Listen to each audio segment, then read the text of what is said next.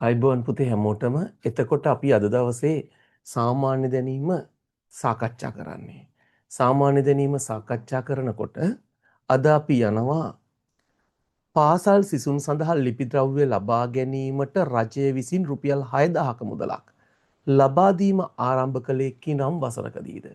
ලංකාවේ අධ්‍යාපනය නගා හිටුවන්ඩ බොහෝ රජයන් අතීතයේ මෙන්ම වර්තමානයේත් සුවිශාල සේවයක් කරනවා. එතකොට අතීතයේ මෙන්ම වර්තමානයේ සුවිශාල සේවයක් කරද්දී ඔයා දන්නවා අධ්‍යාපනයට අතහිත දෙන්නේ ලංකාවේ පළවෙනි අධ්‍යාපන අමාත්‍යවරයා. පළවෙනි අධ්‍යාපන අමාත්‍යවරයා විදිහට CWW කන්නංගර මහත්මයා තමයි ලංකාවේ නිදහස් අධ්‍යාපනයේ ගොඩනගන්න අවශ්‍ය බොහෝ කාර්යයන් සිද්ධ කරන්නේ. එතුමා එහෙම බොහෝ කාර්යයන් සිද්ධ කරනකොට ඔයාට මතකයි බනිස් මාමා කියලා කෙනෙක් බිහි වුණා. බනිස් මාමා කියලා ආවේ කවුද? W දහනායක. W දහනායක මහත්තයාට බනිස් මාමා කියන්න හේතු වුණා චරිත මොකක්ද? ළමයිට බනිස් ගෙඩියකුයි කිරි වීදුරුවකුයි දුන්නා. බනිස් ගෙඩියකුයි කිරි වීදුරුවකුයි දුන්න නිසා W දහනායක මහත්තයාට බනිස් මාමා කියන අන්වර්ථ නාමය ආවා. කොහොම ලංකාවේ අධ්‍යාපනයට සුවිශාල සේවයක් හිටපු වගේම ඉන්න පාලකයෝ කරලා තිබුණා.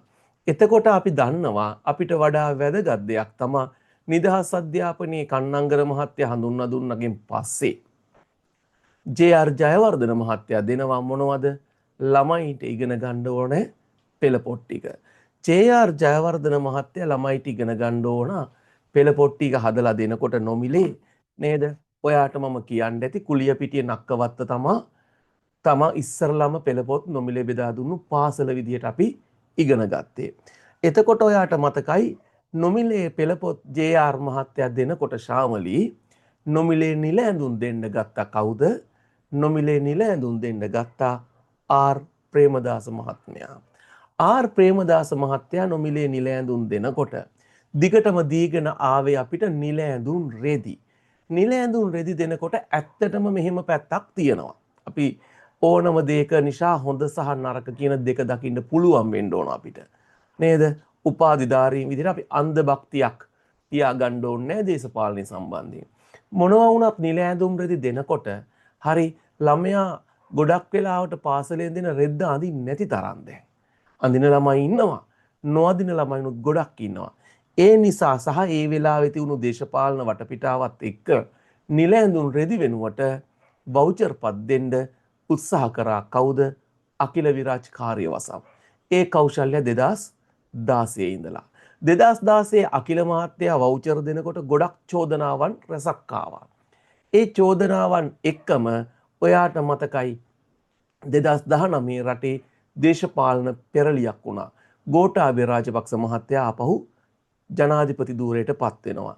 ඒත් එක්කම අධ්‍යාපන ප්‍රතිපත්තිය වෙනස් වුණා. ආපහු පටන් ගත්තා මොනවද? නිල ඇඳුම් රෙදි දෙන්න. ආපහු නිල ඇඳුම් රෙදි දීම ආරම්භ කළේ මොන අවුරුද්දේද? 2020. 2020 මෙහෙම නිල ඇඳුම් රෙදි දෙනකොට ලංකාව ආර්ථික අවපාතයන් ගොඩකට කඩා වැටුණා. ලංකාවේ ආර්ථිකය දවසෙන් දවස බලන් යද්දී කඩා වැටෙන්න ගත්තා. ලාංකීය ආර්ථිකය කඩා වැටෙනකොට චීනය ලොකු පරිත්‍යාගයක් කරා. ඒ අනුව මෑත කාලේ නිල ඇඳුම් රෙදි දෙන්නේ කවුද ලංකාවට? චීනය. 2026 චීනය 100% නිල ඇඳුම් රෙදි දෙනවා. දැන් ඔන්න ඔහොම චීන ආධාර මෙහෙට එනකොට අපේ ජනාධිපතිතුමා කල්පනා කරනවා ලංකාවේ ළමයිට ටැක්ස් වැඩි වුණා. 115 තිබ්බ එක මොකද වැට් එක 18ට ගියා. බහුතරයක් කට්ටියගේ ඉල්ලීම තිබ්බේ පුළුවන් නම් මොනව කරන්නද? පාසල් උපකරණ වලට වැට් එක අඩු කරන්න කියලා. නමුත් වෙනසක් වුණා. වැට් එක අඩු කරේ නෑ පාසල් උපකරණ වලට. ඒ නිසා පාසල් ලිපි ද්‍රව්‍ය ගන්න රුපියල් 6000ක දීමනාවක් ආරම්භ කළා. ඔයාගෙන් මේ ප්‍රශ්නේ අහන්නේ පාසල් සිසුන් සඳහා ලිපි ද්‍රව්‍ය ලබා දීමට රජය රුපියල් 6000ක මුදලක් ලබා දීම ආරම්භ කළේ කිනම් වසරේද? ඔයාට උත්තර 3ක් අතර දුවන්න පුළුවන්. 2020 වෙන්න බෑනේ කොහොමත්. එහෙනම් 24ද 25ද 26ද? උත්තරේ 2025 අංක 3. උත්තරේ අංක 3 2025 තමයි ආරම්භ වෙන්නේ මොනවද? 2025 තමයි ආරම්භ වෙන්නේ පාසල් ළමුන්ට රෙදි ලබා දීම. මූල්‍ය ආධාරය ලබා දීම ලිපි ද්‍රව්‍ය සඳහා. එතකොට මෙතන 2025 ආරම්භ වෙච්ච වැඩසටහන යටතේ 2026ත් ඒක ක්‍රියාත්මක කරන්න අධ්‍යාපන අමාත්‍යාංශය තීරණය කරලා. 2026 අධ්‍යාපන අමාත්‍යාංශය තීරණය කරලා තියෙනකොට අපි දන්නවා දිනේශිකා අපේ ළමයින්ට තව ආධාර ගොඩක් දුන්නා. අපි පෙළපොත් නිල ඇඳුම් කතා කරාට මගේ මතකේ හරිනම් මහින්ද මහත්තයාගේ කාලේ තමයි 2013 තමයි දෙන්න පටන් ගත්තේ මොනවද? 2013 තමයි දෙන්න පටන් ගත්තේ මොනවද? සපත්තු නැත්තම් පාවහන්. 2013 මගේ මතකේ හරිනම් ඒ වෙලාවේ හිටියේ කවුද අපේ මෙයා මේ අපේ කියවට අපේ නෙමෙයි ඈ. අර නිකන් අපේ හාමුදුරුවෝ කියන්නේ අපි නේද? ආන් ඒ වගේ ඒ වෙනකොට හිටියේ දුමින්ද දිසානායක වෙන්න ඕනේ. දුමින්ද තමයි හිටියේ. මොනවද දුමින්ද මේ මොන ඇමතිද? අධ්‍යාපන ඇමති නෙමෙයි අධ්‍යාපන සේවා ඇමති. ඒ හරහා තමයි නිල ඇඳුම් පාවහන් දුන්නේ. මට ඒක නෙමෙයි වැදගත් වෙන්නේ ඇමතිවරයාගේ නම කොහොමත් අහන්නේ. අහයි පියුමි මේ අවුරුද්දේ පාසල් පාවහන් වෙනුවට ළමයෙකුට පිරිනමන වවුචරේ කීයක් වටිනවද කියලා. එතකොට ඔයා දන්නවා දැන් ළමයෙකුට දෙන්නේ රුපියල් කීයක වවුචරයක්ද පාවහන් වලට? රුපියල් 3000ක් දෙනවා. රුපියල් 3000ක් දෙනවා.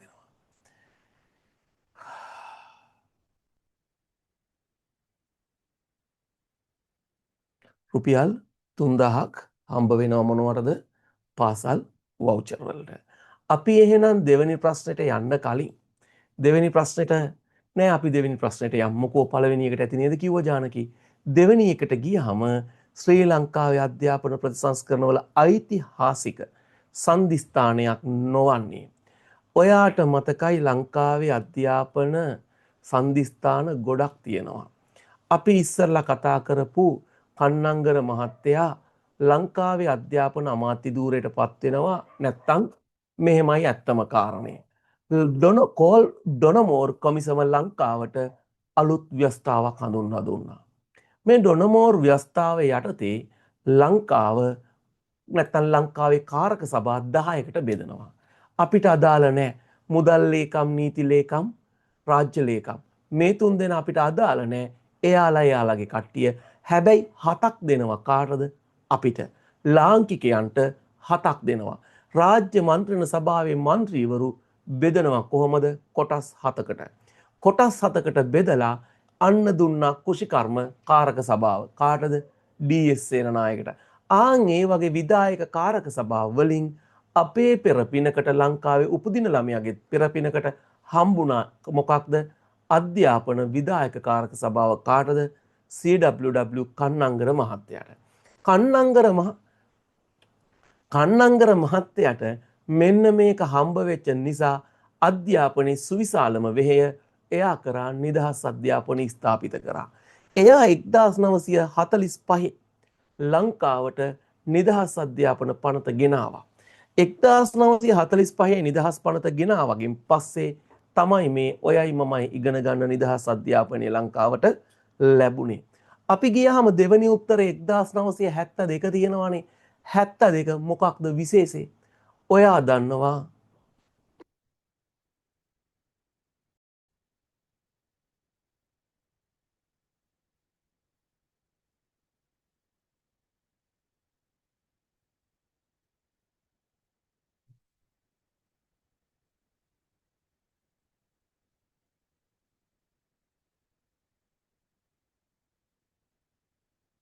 අපි යනවා මේකට. අපි දැන් කතා කරමින් හිටියේ 1972නේ. 1972 ගත්තාම සිරිමාවෝ මැතිනියගේ පාලන කාලේ. එතුමියගේ කාලේ අධ්‍යාපන ප්‍රතිසංස්කරණය එනවා ලංකාවට. ඒ අධ්‍යාපන ප්‍රතිසංස්කරණ යටතේ මෙතෙක් අපි ඉස්කෝලේට එක වසරට ළමයි බඳව ගන්න ක්‍රිෂාන්ති වයස අවුරුදු 5 සම්පූර්ණ වුණාම. නමුත් 72 ගෙනාව යෝජනාවක් මොකක්ද? අවුරුදු 6 සම්පූර්ණ වෙන ළමයි තමයි පාසලට බඳව ගන්නේ කියලා. ඒ වගේම ප්‍රායෝගිකත්වය හා බැඳුණු නැත්තම් රැකියා වෙළඳපොළ අභිමුඛ කරගත් රැකියා වෙළඳපොළ අරමුණු කරගත් අධ්‍යාපන රටාවක් හඳුන්වා දුන්නේ මෙතන 72 අධ්‍යාපන ප්‍රතිසංස්කරණ කියන වෙලාව නෙමෙයි නිසා මම ඒ ගැන ගොඩක් කියන්න යන්නේ නැහැ. නමුත් අපි යනවා තුන්වෙනි උත්තරේත් බලන්න. තුන්වෙනි උත්තරේ කියන්නේ 1981. 1981 කියලා ගත්තට 1981 තමයි ඇත්තටම අධ්‍යාපන ධවල පත්‍රිකාව ඉදිරිපත් කරන්නේ. අගෝස්තු මාසයේ. ක්‍රිෂාන්ති 1981 අගෝස්තු මාසයේ අධ්‍යාපන ධවල පත්‍රිකාව ඉදිරිපත් කරා කිව්වට මේක පාර්ලිමේන්තුවට දෙන්නේ මොන අවුරුද්දේද? 1982 ජනවාරි. 1982 ජනවාරි 21 වෙනිදා පාර්ලිමේන්තුවට හඳුන්වා දුන්න නිසා සමහරු 82 කියනවා, සමහරු 81 කියනවා. මොනවා වුණත් කවුද මේ අධ්‍යාපන ධවල පත්‍රිකාව ගෙනාවේ? අධ්‍යාපන ධවල පත්‍රිකාව ගෙනාවේ රනිල් වික්‍රමසිංහ මහත්තයා. අපි දන්නා කාරණේ තමයි ජේ.ආර්. ජයවර්ධන මහත්තයාගේ කාලේ අධ්‍යාපන ඇමතිවරු දෙන්නෙක් ඉන්නවා. තවත් වැඩිද දන්නේ නැහැ. ප්‍රසිද්ධ වුණා දෙන්නෙක්. එක්කෙනෙක් තමයි කවුද? එක්කෙනෙක් තමයි විවෘත විශ්වවිද්‍යාලය හැදුවේ. එක්කෙනෙක් තමයි විවෘත විශ්වවිද්‍යාලය හැදුවේ. එයාම තමයි UGC එක නැත්තම් යුනිවර්සිටි කොලීජිය හැදුවේ. ඒ කවුද? නිස්සංක විජේරත්න. නිස්සංක විජේරත්න ගැන අපි ඇති පදන් ඉගෙනගෙන තියෙනවා. මතක තියෙනවද කියන එක ඔයාට අදාළ කාර්යයක්. රෙකෝඩින් බලන්න කියලා මෝනතරම් කියනවා. නිස්සංක විජේරත්න එහෙම අධ්‍යාපන ප්‍රතිසංස්කරණ හඳුන්වා දෙනකොට එයා වැඩි බරක් තිබ්බා ලංකාවේ උසස් අධ්‍යාපන සංවර්ධනයට. විශ්වවිද්‍යාල සඳහා පනත ගෙනාවා. ගෙනල්ලා එයා විශ්වවිද්‍යාල ටික ස්ථාවර කරා. UGC එක හැදුවා. ඒ වගේම අපි කීවා විවෘත විශ්වවිද්‍යාලය හදලා ගොඩක් ළමයිට ඉගෙන ගන්න අවස්ථාව දුන්නා. එහෙම වෙනකොට දෙවනියට පහළ වෙච්ච අධ්‍යාපන ඇමතිවරයා තමයි ලංකාවේ අධ්‍යාපන ඇමතිකමක් දරලා අගමැතිත් වෙලා ජනාධිපතිත් වෙච්ච පුද්ගලයා ඒ රනිල් වික්‍රමසිංහ. අපි කතා කරලා තියෙනවා මෙන්න මේ දේවල්. ලංකාවේ ගුරුවරු අධ්‍යාපන ඇමතිවරු වෙලා තියෙනවා. ලංකාවේ ගුරුවරු අධ්‍යාපන ඇමතිවරු වෙනකොට පළවෙනියත් ගුරුවරයෙක් ගණිත ගුරුවරයෙක් කවුද? අපේ කන්නංගර මහත්තයා. කන්නංගර මහත්තයා ගණිත ගුරුවරයෙක් විදිහට ශේෂ්ත්‍රයට වෘත්තියට ඇවිල්ලා පස්සේ නීතිඥයෙක් වුණත් එයා රටේ අධ්‍යාපන ඇමතිවරයා වුණා. ඊට පස්සේ අපිට හම්බ වුණා W දහනායක මහත්තයා. දහනායක මහත්තයා කෙටි කාලයක් හෝ ගුරුවරයෙක් කෙටි කාලයක් ගුරු වෘත්තියේ නිරත වෙලා රටේ අධ්‍යාපන ඇමති වෙලා පළවෙනියට රටේ ඒ කාලේ හැටියට රටේ නායකයා. දැන් ජනාධිපති වුණාට 50 ගණන් වල අගමැතිනි ජන රටේ නායකයා රාජ්‍ය නායකත්වයට පත් වුණා W දහනායක මහත්තයා. W දහනායක මහත්තයා එහෙම වෙනකොට ඊට පස්සේ අපිට හම්බ වෙනවා කවුද? ගාල්ලෙන් එනවා රිචඩ් පතිරණ මහත්තයා. රිචඩ් පතිරණ මහත්තයා අපි දන්නේ කොහොමද? ගුරුවරයෙක් වගේම විදුහල්පතිවරයෙක්. ගුරුවරයෙක් වෙච්ච විදුහල්පතිවරයෙක් වෙච්ච රිචඩ් පතිරණ මහත්තයා ඔයා අද මේ එන්න පෙරුම් පුරන රස්සාව ගොඩ නැගුවා. 1994 10 වෙනි මාසේ 6 වෙනිදා 1994 10 වෙනි මාසේ 6 වෙනිදා ගුරු සේවය ස්ථාපිත කළේ එයා. ඒ විතරද? ඔයාට මතකයි මම මේ කියද්දි ඔයා හිතයි මම වේගෙන් කියනවා කියලා. නෑ මම මේ හිමින් කියන්නේ. ඇයි ඔයාට වේගෙන්? ඔයා මේවා ඔක්කොම දන්නවා. මේ ක්‍රිෂාන්ත කරන්නේ මොකද? පරණ මතකේ අවුස්සන්නේ. හරි නේද? රොඩු ගොඩක් වුණා ගිනි තියලා තිබ්බාම ටිකක් වෙලා ඇවිල්ලා අඩු වෙනවා. පොත් එහෙම දාන්නකො. එතකොට කෝටුවක් කරන් චුට්ටක් එහෙට මෙහෙට ගහනකොට ආයෙ ගිනි පුපුරු වෙනවා. ඒ වගේ ඔයාගේ මතකෙත් වැඩි වෙන්න ඕන. ඔයාට මතකයි එයා තමයි ලංකාවේ නිවුන් විශ්වවිද්‍යාල ආරම්භ කළේ. නිවුන් විශ්වවිද්‍යාල කියලා අපි ගත්තා මොනවද? රජ රටයි වයඹයි. එහෙනම් ඒ විතරක් නෙමේ ගාල්ල ඉස්කෝලයක් පටන් ගත්තා. ලොකු සේවයක් කරපු එතුමගෙන් අපි ආවා ඔයාට මෙහෙම එකක් මතක් කරන්න. මගේ මතකේ හරිනම් අග්‍රාමාත්‍ය ධූරයේ ඉන්නකොට අධ්‍යාපන ඇමති ධූරය දරන්නේ වර්තමාන අගමැතිතුමිය විතරයි මගේ මතකේ හැටියට එන්නේ. අපි කෝකටත් 81කට යනවා. මෙන්න මේවා බලන්න. රනිල් මහත්තයා දැක්කා එදා මොකක්ද මේ පහේ ශිෂ්‍යත්වය අහෝසි කරන්න ඕන කියලා. ඔන්න එයාගේ දවල පත්‍රිකාවේ යෝජනා. එකක් තමයි මොකක්ද ශිෂ්‍යත්ව විභාගය අහෝසි කිරීම. දැන් කට්ටියත් ඒකට ඔට්ටු වෙන්නේ. බාලාංශ පන්තිය අහෝසි කිරීම. ඒ කාලේ යා කියන්නේ බාලාංශය අහෝසි කිරීම. ඊළඟට පෙර පාසල් පවත්වාගෙන යාම පෞද්ගලික අංශයට පැවරීම. පෙර පාසල් පවත්වාගෙන යාම පෞද්ගලික අංශයට පවරන්නත් එතුමා තමයි යෝජනා කරන්නේ.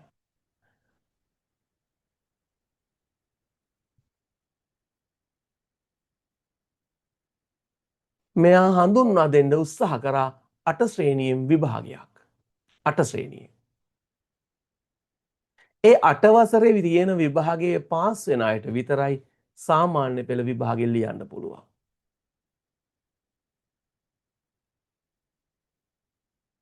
එයා කියනවා සාමාන්‍ය පෙළ විභාගයට ඉංග්‍රීසි අනිවාර්ය කරන්නලු. සාමාන්‍ය පෙළ විභාගයට ඉංග්‍රීසි අනිවාර්ය කරන්නලු. උසස් පෙළටත් ඉංග්‍රීසි අනිවාර්ය කරන්නලු. පෞද්ගලික පාසල් ආරම්භ කරන්න අවස්ථාව දෙන්නලු. පෞද්ගලික පාසල් ආරම්භ කරන්න අවස්ථාව දෙන්නලු. රජයේ පාසල් වර්ග කරනවා කොහොමද? ඒකීය පාසල් හා පර්ෂද පාසල්. රජයේ පාසල් වර්ග කරනවා ඒකීය පාසල් හා පර්ෂද පාසල් කියලා.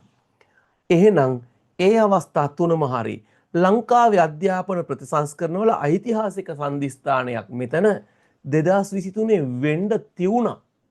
නමුත් කරගන්න බැරි වුණා අපිට. නේද? අපි දන්නවා පුතා මෙහෙම වටේ විස්තර ගොඩක් කිව්වට අවුලක් නෑනේ. ඔයාගේ මතකෙ උද්දීපනය වෙනවනේ ක්‍රිෂාන්ත. අය අමුතුවෙන් ගෙදර ගිහින් පාඩම් කරන්න ඕනේ නෑනේ එතකොට. නේද? අදත් පන්තියේ ඉඳලා ඊළඟ දවසෙත් ඉඳලා ඊළඟ දවසෙත් ඉන්නකොට පරණත් මෙව්වා කරලා තියෙනවා වෙනකොට ආයෙ ලොකුවට ඔට්ටු වෙන්න වෙලා තියෙනවද? නෑ අර කට්ටිය කෝල් කරලා අහන්නේ පාඩම් කරන්න මොකද කරන්න කියලා. මට කියන්න තියෙන සම්මා සතිය තමයි වඩන්න කියලා. නේද? නිදහස් මනසෙන් ඇවිල්ලා පන්තියේ වාඩි වෙන්න. හරි රෙකෝඩින් බලනකොට වෙන්නේ කෑල්ලක් බලනකොට ඕම් පොඩි එකේ කන්නකොට දමලා ගහලා යනවා. ඉතුරු ටික ඕනේ නැහැ. ඊළඟ එක බලනවා. හරි මන් දන්නේ අපිට නම් එහෙම වෙනවා. ඒ හින්දා ඔයා බලන්න. අපි එතකොට දන්නවා ලංකාවේ අධ්‍යාපන ප්‍රතිසංස්කරණ දෙන්නේ නිලෝකා අවුරුදු 8න් 8ට. අවුරුදු 8න් 8ට අධ්‍යාපන ප්‍රතිසංස්කරණ දෙනකොට අවුරුදු 8න් 8ට අධ්‍යාපන ප්‍රතිසංස්කරණ දෙනකොට 1997 තමයි ලංකාවේ අධ්‍යාපන ප්‍රතිසංස්කරණ වර්ෂය වුණේ නයිනි. 1997 අධ්‍යාපන ප්‍රතිසංස්කරණ වර්ෂය වුණාට ඇත්තට මේ ප්‍රතිසංස්කරණය හඳුන්වා දුන්නේ 1998 වසරේ. අපිට 98 ප්‍රතිසංස්කරණය ගැන කතා කරුවොත් වරුවක් පුළුවන්. ඒ නිසා අපි ඒක කරලා තියෙනවා ඉස්සරහට අය මතක් කරමු. දැනට එනවා 98න් පස්සේ ආන් එහෙනම් 2015 ප්‍රතිසංස්කරණය ආවා. හරිනම් 97නේ 97යි 8යි 2015යි 2015 ආවා. 2015න් පස්සේ අධ්‍යාපන ප්‍රතිසංස්කරණ එන්න ඕනේ 2023. ඕකට හිටපු ආණ්ඩුව සෑහෙන් ට්‍රයි එකක් දුන්නා. සුසිල් ප්‍රේමජයන්ත මහත්තයා වෙනකොට අධ්‍යාපන ඇමති හිටියේ. එයාත් සෑහෙන් ට්‍රයි එකක් දුන්නා. එතකොට ඒවට යම් යම් වෙනස් වීම් එක්ක හොඳයි කියන මට්ටමට අන්න 2026 ආවා. ඒ නිසා අපිට ගන්න වෙන්නේ උත්තරේ 4.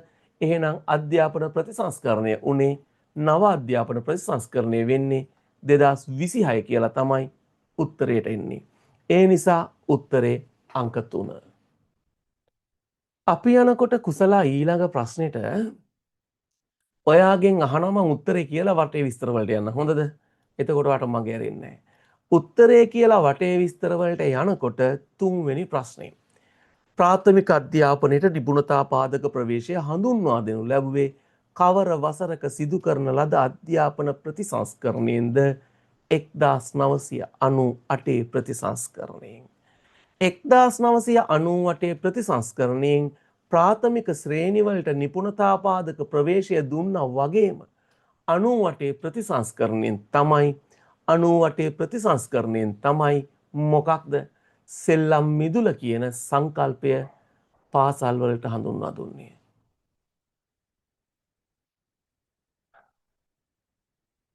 ඒ වගේම 1998 ප්‍රතිසංස්කරණ වලින් උසස් පෙළට පෙරලිකාර හඳුන්වා දීමක් වුණා.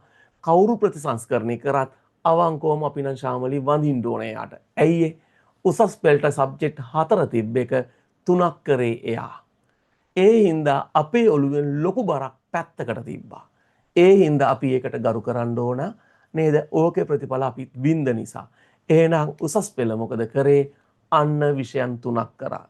උසස් පෙළට හැබැයි ඒ දවස්වල ඉතින් පොඩි කික් එකක් තිබ්බා. අපිටත් ඉතින් කැසට් පටියක් හම්බ වෙනවා කියද්දි ඉංග්‍රීසි කෙසේ වෙතත් පුෂ්පා කැසට් පටිය හම්බ වෙච්ච එක මාර වටිනවා. අනික මෙච්චර විතර ලොකු පොතක් දුන්නා. ජෙනරල් ඉංග්ලිෂ් කියලා. නේද? ජෙනරල් ඉංග්ලිෂ් හඳුන්වා දුන්නේ උසස් පෙළට එයාලා.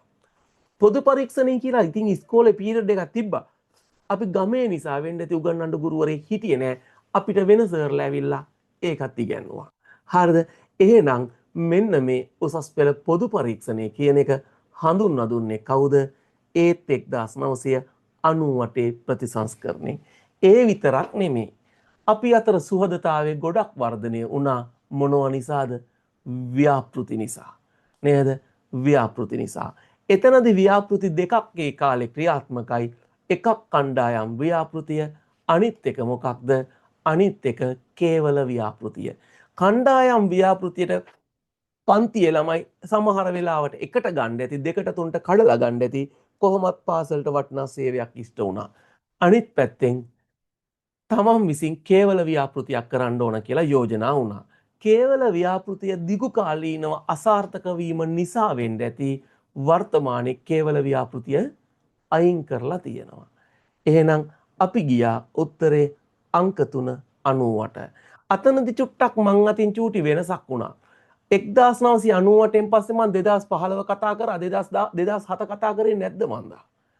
1998න් පස්සේ 2007 තිබ්බා, 2007න් පස්සේ 2015 තිබ්බේ. එතනදී මං අත ඒක ගිලිහුණා මං හිතන්නේ.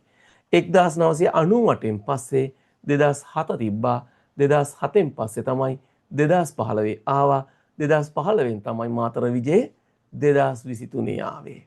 අපි යනවා එහෙනම් අධ්‍යාපනික දැනුම ලබා දීම සඳහා ආරම්භ කරන ලද නව අධ්‍යාපන ගුවන් විදුලි සේවාව. ඔයාට මතකයි මොකක්ද? Vision FM. ඔයාට මතකයි මොකක්ද? Vision FM. විෂන් FM එහෙම දෙනකොට ඔයාගෙන් ඇහුවොත් ලංකාවේ පහුගිය කොරෝනා කාලයත් එක්ක හරි මෙහෙම කියමුකෝ විෂන් FM තරංගමාලා කීයෙන්ද විකාශය වුණේ? මං හිතන්නේ අහයි කියලා නම්. ඕන්නේ නෑනේ. ඒක අහන්න හේතුවක් නෑ. ඔයාගෙන් ඇහුවොත් අපේ රටේ අධ්‍යාපනික රූපවාහිනී නාලිකා තියෙනවා. නැත්නම් රූපවාහිනී නාලිකා අධ්‍යාපනික නාලිකා විදිහට ක්‍රියාත්මක වෙනවා. එතකොට ඔයා දාන්නේ නැනසනේ. නැනස යන්නේ කවුරු හරහාද? ඩයලොග් ටීවී හරහා. ඩයලොග් ටීවී හරහා තමයි නැනස යන්නේ. ඊට අමතරව channel I එකේ දුන්නානේ. channel I එකේ දුන්නා. ජාතික රූපවාහිනී සංස්ථාවට සම්බන්ධ channel I එක කාලයක් තිස්සේ අධ්‍යාපනික නාලිකාවක් බවට පත් වුණා. මොනවා වුණත් ඔයාට ඔයාගේ බබාට 3 වසරේ 5 වසරේ 8 වසරේ 11 වසරේ පේපර් එකක් ගන්න ඕන කියනකො පළාත් පේපර් එකක්. අනේ ඔයාට පොඩි එකාගේ පොත ගේන්න බැරි වෙලා ඉස්කෝලේ බැරි වෙලා. හැබැයි ඔයාට ඕනේ පාඩම එදාට ගෙදරින් පෙන්නන්න. මොකක්ද ඔයා යන්නේ? වෙබ්සයිට් එක. අන්න එතකොට ඔයාට මතකයි ඊතක්සලාව. එහෙනම් අධ්‍යාපන අපේ රටේ නැත්නම් ලංකාවේ අධ්‍යාපන වෙබ්සයිට් එක තමයි රජයෙන් ක්‍රියාත්මක කරන්නේ ඊතක්සලාව. ඊතක්සලාවට යනකොට යන්නෙම පටන් ගන්නකොට අතන නැනස වෙනකොට හරිද මට නැනසල ගාවට ගිහින් එන්න හිතෙනවා. 2019 18 19 මං හිතන්නේ වයඹ පළාත් උපාධිගුරුවෙගේ ඇහැව්වා නැනසල ව්‍යාපෘතිය ආරම්භ කළේ කවර ප්‍රදේශයකින්ද කියලා. එතකොට කතරගම කිරිවෙහෙරෙන් තමයි නැනසල පටන් ගන්නේ 2005 මගේ මතකයේ. 2005 කතරගම කිරිවෙහෙරෙන් තමයි නැනසල පටන් ගන්නෙ. කතරගම කිරිවෙහෙරෙන් නැනසල පටන් ගන්නකොට ඔයාගෙන් ඇහුවොත් ජාතික රූපවාහිනිය ශිෂ්‍යත්වය ඉලක්ක කරගනිමින් පවත්වන වැඩසටහන නැත්තම් විකාශය කරන රූපවාහිනී වැඩසටහන කිව්වොත් ඔයා කියන්නේ වැරදි ඒක. නැනමිහිර ජාතික රූපවාහිනියෙන් ශිෂ්‍යත්වය අරමුණු කරගනිමින් ක්‍රියාත්මක කරන වැඩසටහන තමයි නැනමිහිර. නැනමිහිර. අපි යනවා එහෙනම් ප්‍රශ්නාංක 4ට උත්තරේ 4ට උත්තරේ 2 5 බලන්න. වත්මන් රජයේ සැලසුම් අනුව අධ්‍යාපනය සඳහා යහපත් සහ සුව පහසු පරිසරයක් පවතින බව සහතික කිරීම යටතේ තම නිවසේ සිට හෝ දෙමාපියන්ගේ සේවා ස්ථානයේ සිට කොපමණ දුරක් ඇතුළත ප්‍රාථමික පාසල් පිහිටුවීමට නියමිතද? දැන් මේ වර්තමාන අධ්‍යාපන ප්‍රතිසංස්කරණ යටතේ එහෙම නැත්නම් වර්තමාන රජය අරමුණු කරනවා ළමයින්ගේ නිදහස් අධ්‍යාපන අවස්ථා පුළුල් කරන්න. ඒ අධ්‍යාපන අවස්ථා පුළුල් කරන්න යද්දී එයාලා යෝජනා කරනවා නිවසේ ඉඳන් අපෙන් අහන්නේ මොකක්ද?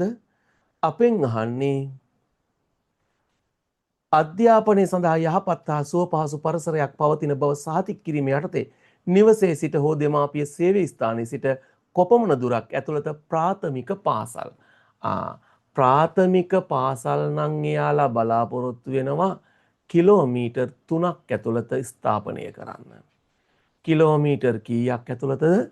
කිලෝමීටර් 3ක් ඇතුළත තමයි ප්‍රාථමික පාසල් ස්ථාපිත කරන්න උත්සාහ කරන්නේ. ප්‍රාථමික පාසල් එහෙම ස්ථාපිත කරන්න උත්සාහ කරනකොට ඔයාගෙන් ඇහුවොත් අපේ රටේ పూర్ව ළමාවිය සංවර්ධනය ගැන අපි పూర్ව ළමාවිය සංවර්ධනයට ගිහිල්ලා ප්‍රාථමික පාසල් යන්කෝ. పూర్ව ළමාවිය සංවර්ධනයේ යටතේ අපේ රටේ අවුරුදු කීයක් අතර ළමයිද පෙර පාසල් යන්නේ? ඔයාට මතකයි අවුරුදු 3ත් 5ත් අතර කියලා. අවුරුදු 3ත් 5ත් අතර යන්නේ. රජය කියනවා මෙන්න මෙහෙම දෙයක්. අනිවාර්යෙන් අවුරුදු 3ත් 5ත් අතර ළමයි පෙර පාසල් යවන්න වැඩසටහන් හදනවා කියලා. ඒ යටතේ දැන් අපේ අධ්‍යාපන ප්‍රතිසංස්කරණ 2026 දුන්නනේ. විවිධ ගැටලු හින්දා අපි ගැටලුවක් කියලා මියන්කෝ. මොකක්ද කේස් එක උනේ? ඉංග්‍රීසි 6 වසර ඉංග්‍රීසි මොඩියුලේ පොඩි ප්‍රශ්නයක් ආවා. ඒක ඉතින් මහා ලොකු දෙයක් විදිහට අපි සාකච්ඡා වුණා සමාජයේත්. ඒක නිවැරදි කරගන්නත් තියුණා ඉතින් එයාලට. ඒ නිසා ඒක 2027ට ගියා. ඒත් එක්කම කෝසලා අධ්‍යාපන අමාත්‍යවරිය නැත්තම් අගමැතිතුමිය කියනවා පෙර පාසල් ළමයිටත් සිලබස් එකක් නැහැ. එක එක පෙර පාසලේ එක එක විදිහට උගන්වන්නේ. ඒ නිසා අපි සිලබස් එකක් දෙනවා මොන අවුරුද්දේද? 2027 කියලා එතුමිය ප්‍රකාශ කරලා ඉවරයි. එහෙනම් පෙර පාසල් ළමයිට නව විෂය නිර්දේශයක් හම්බ වෙනවා 2027. එහෙම වෙනකොට රජය උත්සාහ කරනවා පෙර පාසල ළමයාගේ නිවසේ සිට කිලෝමීටර් 2ක් ඇතුළත. කොච්චර දුරින්ද? ළමයාගේ නිවසේ සිට හෝ ඔය කතාවමයි. දෙමාපියන් රැකියා කරන ස්ථානයේ ඇතුලේ කිලෝමීටර් 2ක්. එහෙනම් පාසලට කිලෝමීටර් 3යි පෙර පාසලට කිලෝමීටර් 2ක් තමයි එයා උත්සාහ කරන්නේ. ඊට අමතරව අධ්‍යාපන අමාත්‍යාංශය තීරණය කරලා තියෙනවා, යෝජනා කරලා තියෙනවා මේ පෙර පාසල් මධ්‍යස්ථාන නියාමනය වෙන්නේ නැහැනේ පුෂ්ප හරියට. ඒ හින්දා තමයි සමහර වගේ දෙමළ අකුරු ලියන්නේ. ඉංග්‍රීසි අකුරු නම් කමක් නැහැ. ඉරි කෑල්ලක් කියමුකෝ. ඒ අකුර කියන්නේ ඔහොම ඉරි දෙකක් ගහුවම මැන්දෙන් ඉරක් කියලා. ඊ අකුරක් කමක් නැහැ කියනකො. හැබැයි දෙමළ අකුරකට යනකොට ටිකක් අමාරුයි දරුවට. ඒ නිසා ඒකත් කියයි වැඩි අයන්න උගන්නන්නේ නැහැ මයන්න කියලා. මෙහෙමනේ දාන්න තියෙන්නේ. ලේසියිනේ. ඒ නිසා මෙන්න රජය යෝජනා කරනවා මේ අවුරුද්දේ මොකක්ද? පෙර මුල් ළමාවිය සංවර්ධන මධ්‍යස්ථාන නියාමනයට මුල් ළමාවිය සංවර්ධන නියාමන ආයතනයක් ස්ථාපිත කරන්න. මුල් ළමාවිය සංවර්ධන නියාමන ආයතනයක් ස්ථාපිත කරන්න.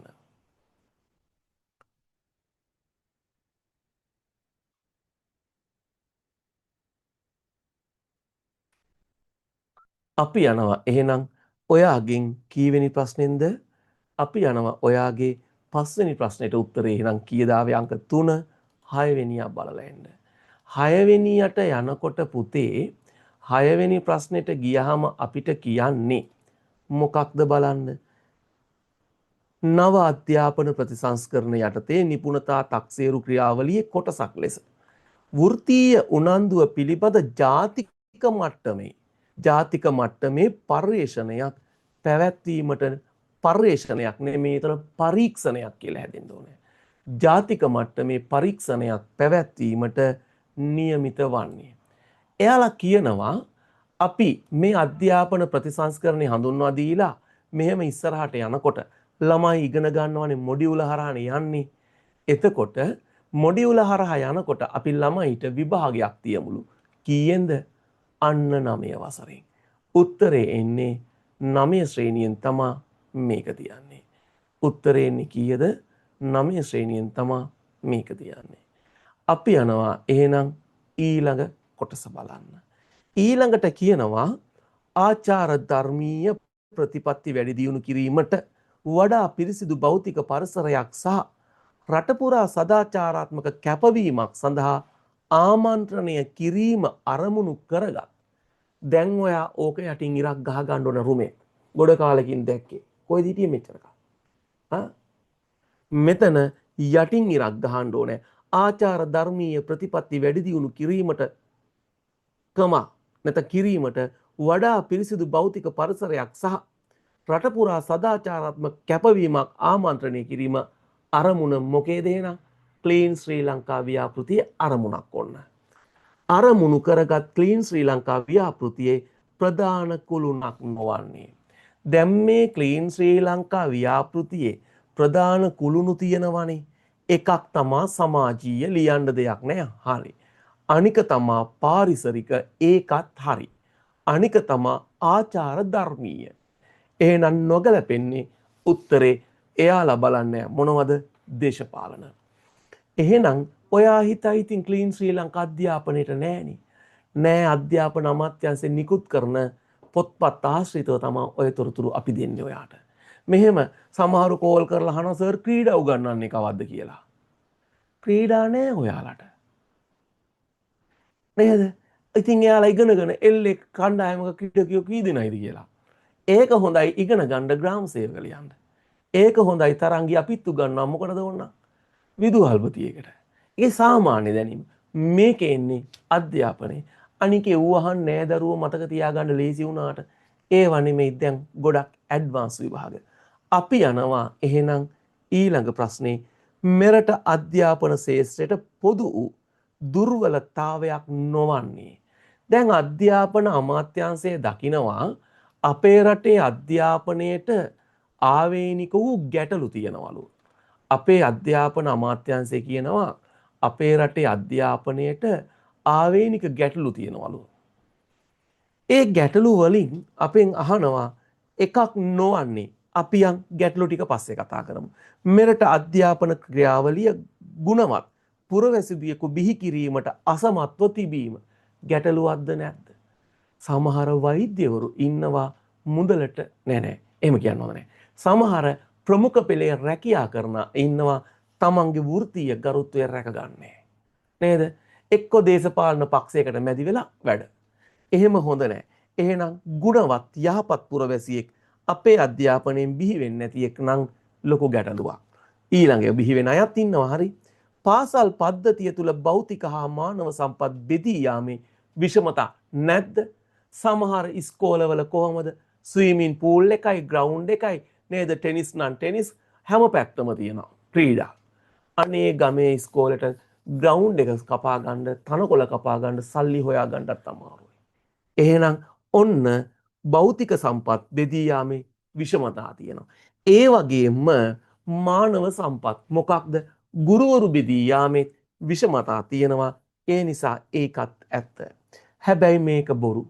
උත්තරේ 3 වසර 13ක අධ්‍යාපනය සම්පූර්ණ නොකර අතරමඟ පාසලින් ඉවත් වීමේ ප්‍රතිශතය ක්‍රමානුකූලව 15ක් ගන්නවා.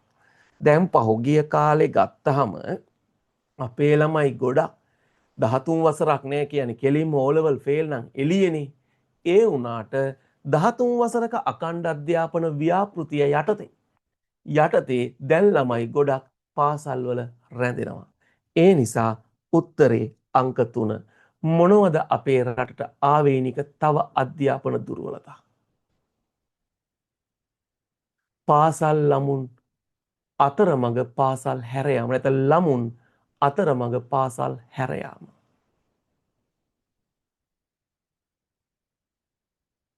දෙමාපියන්ට සිය ආදායමින් ඉහළ වැය බරක්.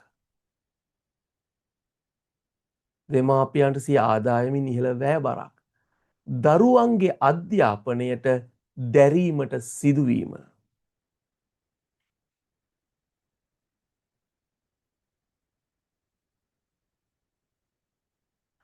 උසස් අධ්‍යාපන අවස්ථා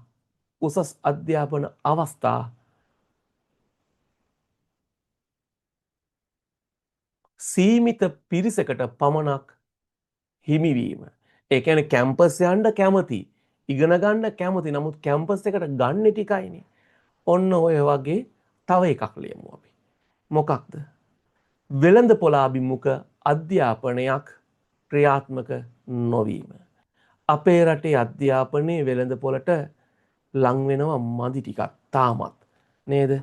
එන්නේ මේ දේවල් තමයි අපිට කරුණු විදිහට ගන්න තියෙන්නේ. අන්න ඒක තියනවලු ප්‍රශ්නේ. තියනවා නම් කිසි කේස් එකක් නැහැ. අපි ඉස්සරහට යමු. එහෙනම් අපි යනවා 8 වෙනි ප්‍රශ්නෙන් කීයටද? 9 වෙනි ප්‍රශ්නේ බලන්න. 9 වෙනි ප්‍රශ්නෙට යනකොට 9 වෙනි ප්‍රශ්නේ කියන්නේ නව නිපයුම් සෞන්දර්ය ක්‍රීඩා යන ශේෂ්ත්‍රවල දක්ෂතා දැක් වූ ශිෂ්‍යයන් සඳහා වසරකට පිරිනමනවලු ශිෂ්‍යත්ව 1000ක්. වසරකට පිරිනමනවලු ශිෂ්‍යත්ව කීයක්ද? 1000ක්. වසරකට ශිෂ්‍යත්ව 1000ක් එහෙනම් පිරිනැමීම සිද්ධ වෙනවා. අපි යනවා ඊළඟ ප්‍රශ්නේ බලන්න. ඊළඟ ප්‍රශ්නෙට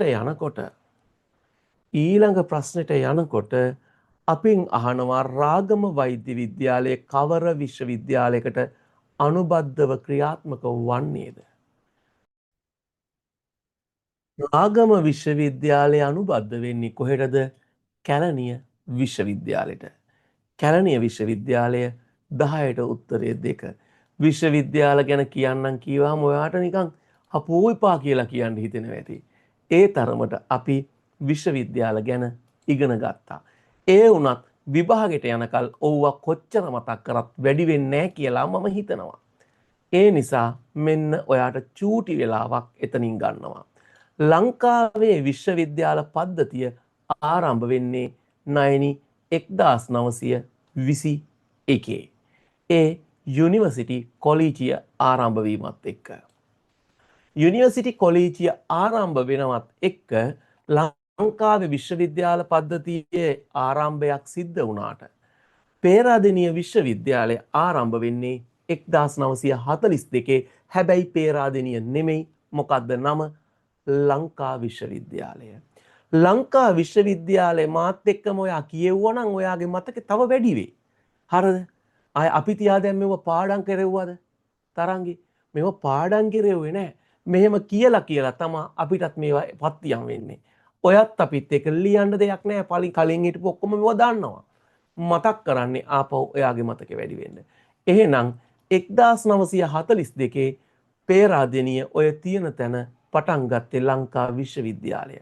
ලංකා විශ්වවිද්‍යාලයේ 1942 පටන් ගන්නකොට පළවෙනි උපකුලපතිවරයා බවට පත් වෙන්නේ කවුද? Sir Ivor Jennings. නේද සඳරාජ්? සර් අයිවර් ජෙනින්ග්ස් තමයි පළවෙනි උපකුලපතිවරයා වෙන්නේ. අයිවර් ජෙනින්ග්ස් පළවෙනි උපකුලපතිවරයා වෙනකොට ලාංකීය උපකුලපතිවරයා බවට සර් නිකලස් ආටිගල පත් වෙනවා. ලාංකීය පළමු සිංහල උපකුලපතිවරයා සර් නිකලස් ආටිගල වෙනකොට අපි ලංකාවේ පළමු උපකුලපතිවරිය නොකිය ගියොත් හරි නෑ. ඒ නිසා දිනේශිකා කවුද ලංකාවේ පළවෙනි උපකුලපතිවරිය?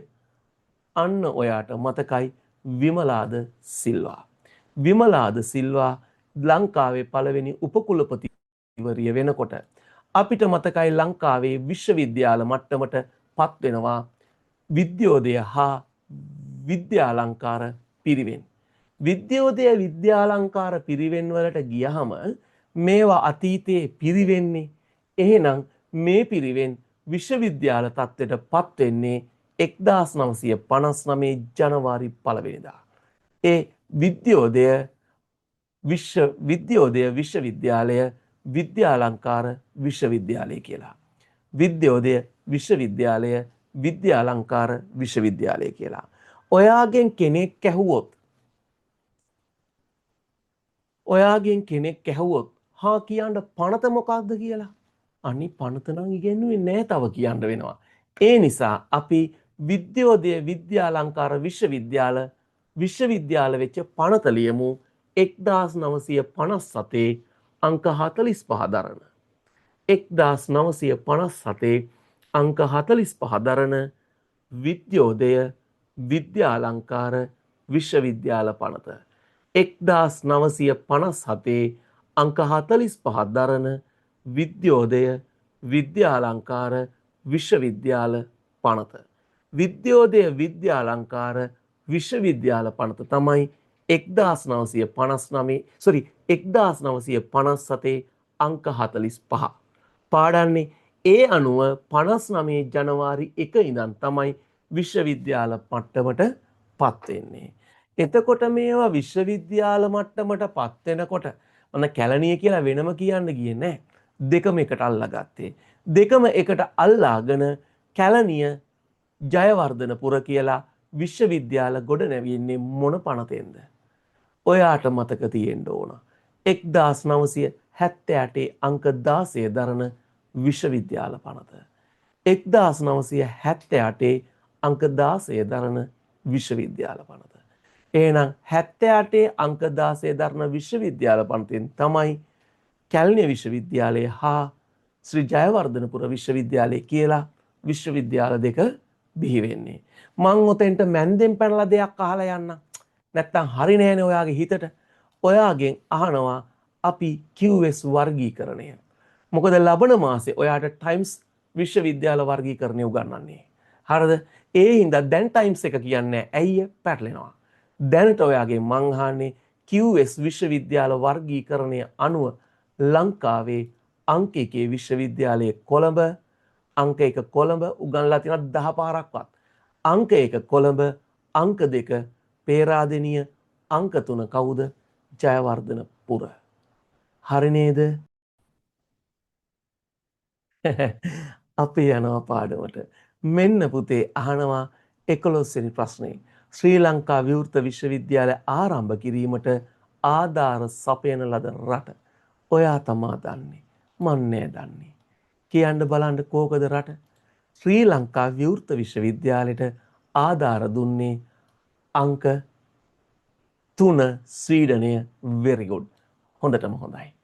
එහෙනම් අංක 3 ස්වීඩනය ශ්‍රී ලංකා විවෘත විශ්වවිද්‍යාලයට උදව් දෙනකොට ඔයා දැන් දන්න දේ තමා විවෘත විශ්වවිද්‍යාලය ආරම්භ වෙන්නේ 1978 අංක 16 දරන විශ්වවිද්‍යාල පනතින්. 1978 අංක 16 දරන විශ්වවිද්‍යාල පනතින් තමයි ආරම්භ වෙන්නේ. 78 අංක 16 දරන විශ්වවිද්‍යාල පනතින් ආරම්භ වෙනවා ඒ 1978ම තමයි. එහෙනම් ආරම්භක වසරත් මොකක්ද? පිහිටුවන වසරත් 1978. 1978 එහෙම පිහිටුවද්දී ඒකට මූලික වුණේ නිස්සංක විජේරත්න කියන අධ්‍යාපන අමාත්‍යවරයා. නිස්සංක විජේරත්න මහත්තයා මේක ආරම්භ කරන්න මූලිකම හේතුව තමා නැත්තම් විවෘත විශ්වවිද්‍යාලයේ අරමුණ තමයි වයස අවුරුදු 18ට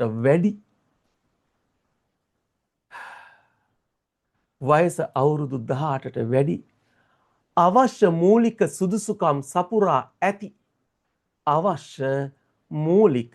සුදුසුකම් සපුරා ඇති වයස අවුරුදු 18ට වැඩි අවශ්‍ය මූලික සුදුසුකම් සපුරා ඇති අවශ්‍ය මූලික සුදුසුකම් සපුරා ඇති.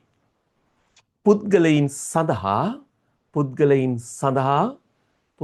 සඳහා උසස් අධ්‍යාපන වරම් ලබා දීම.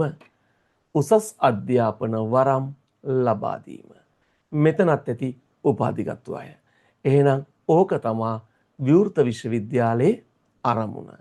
විවෘත විශ්වවිද්‍යාලයේ අරමුණ ඒක වෙනකොට ඔයාට ජපානයේ 11 වෙනි එකේ පළවෙනි උත්තරේ ජපානි දාලා යන්න නිකන් දුක වගේ ඇති. ඇයි දන්නේ? ඇයි ජපානයේ දැක්කම මොනවා හරි කියන්න හිතෙන්නේ? කෞශල්‍යයන් නිල්වලා හින්දා. නිල්වලා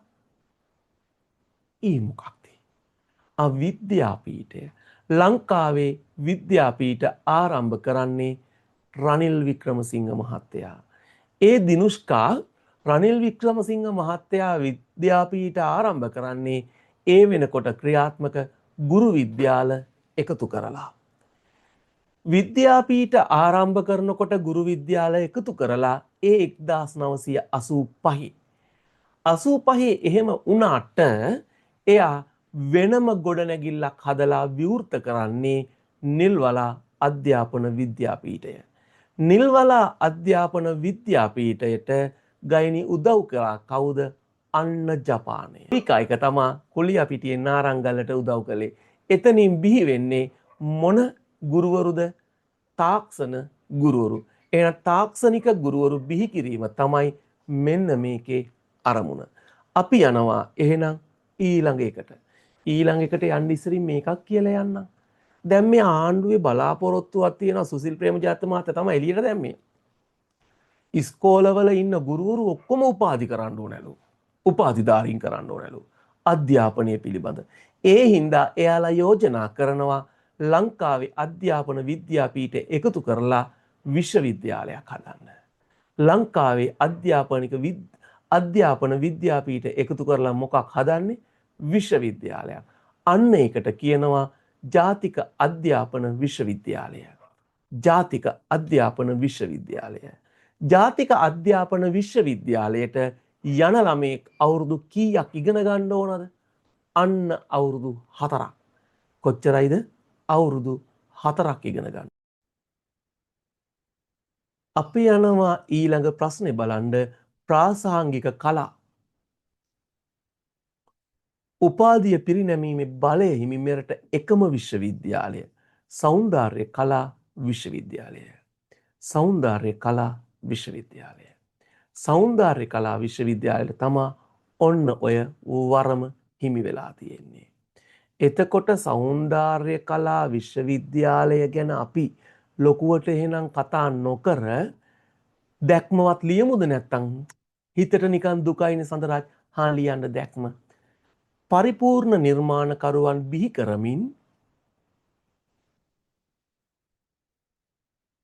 පරිපූර්ණ නිර්මාණකරුවන් බිහි කරමින් පරිපූර්ණ නිර්මාණකරුවන් බිහි කරමින් දෘශ්‍ය හා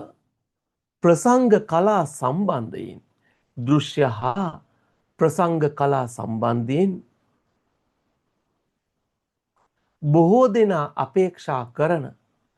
බොහෝ දෙනා අපේක්ෂා කරන කලාපීය නායකයා බවට පත්වීම.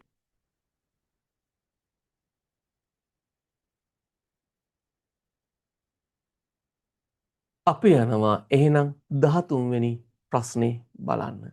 13 වෙනි ප්‍රශ්නේ කියනවා නව අධ්‍යාපන ප්‍රතිසංස්කරණ යටතේ 11 ශ්‍රේණියේදී පවත්වනු ලබන උසස් අපොස සාපෙළ විභාගයේ සඳහා පැවැත්වෙන විෂය ගාන උත්තරේ අංක 2.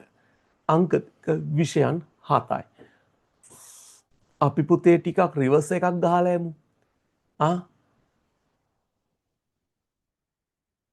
ගයනී අපි ඊයේ පෙරේදා ටියුට් එකක ඉගෙන ගන්න ඇති වර්තමානයේ ක්‍රියාත්මක වන සමහරු දැන් ඒකට පැරණි කියලාත් කියනවා. මේ අධ්‍යාපන ක්‍රමය යටතේ සාමාන්‍ය පෙළ ළමයේ කීයක් විෂයන්ට පෙනී ඉන්නවද? ඒකේ බාහිර දෙනවා කියලා කියන්නේ. ඒකේ පුතා මෙහෙම අපි යනවා මෙතෙන්ට. එහෙනම් පුතේ හරි එහෙනම් විෂයන් 9කට උපේන්ද්‍ර පෙනී ඉන්න ඕන. විෂයන් 9කට පෙනී ඉන්නකොට පරණ විෂය නිර්දේශේ හරි පරණ විෂය නිර්දේශේ 6ක් තිබ්බා අපිට මොන විෂයන්ද? මොන විෂයන්ද? හර විෂයන්.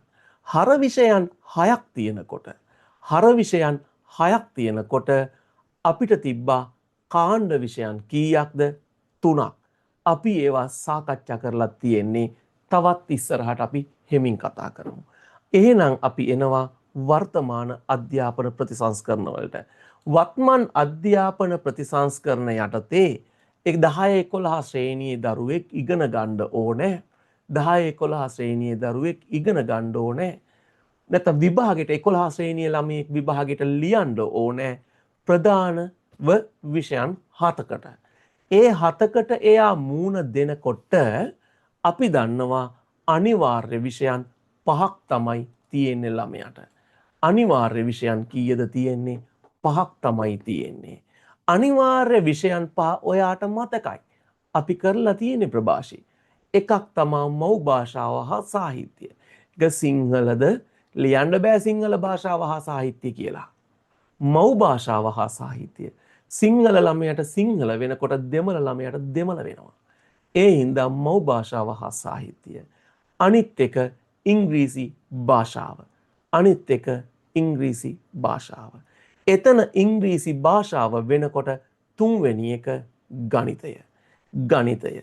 ගණිතය නම් අනිත් පැත්තට ඉතින් ඔයාට මතක් වෙන්න ඕනේ. ඔයාට මතක් වෙන්න ඕනේ විද්‍යාව තියනවමයි කියලා. එහෙනම් දිනුෂ්කා අවසානයේ තමා කට්ටිය අතර ආందోලනය වෙච්ච විෂය මොකක්ද? ආගමික හා සාරධර්ම අධ්‍යාපනය. ආගමික හා සාරධර්ම අධ්‍යාපනය. ආගමික හා සාරධර්ම අධ්‍යාපනය ඇතුළුව ඔන්න ඔතන විෂය කාණ්ඩ තියෙනවා කීයද? විෂයන් 5ක්. එතකොට එතන විෂයන් 5ක් තියෙනකොට අපි දන්නවා අතිරේක විෂයන් නැත්තම් විකල්ප විෂයන් 2ක් තියෙනවා. මොනවද ළමයට තෝරාගන්න තියෙන විකල්ප විෂයන්? ළමයට තෝරාගන්න තියෙන විකල්ප විෂයන් තමයි එකක් ඉතිහාසය. එකක් ඉතිහාසය.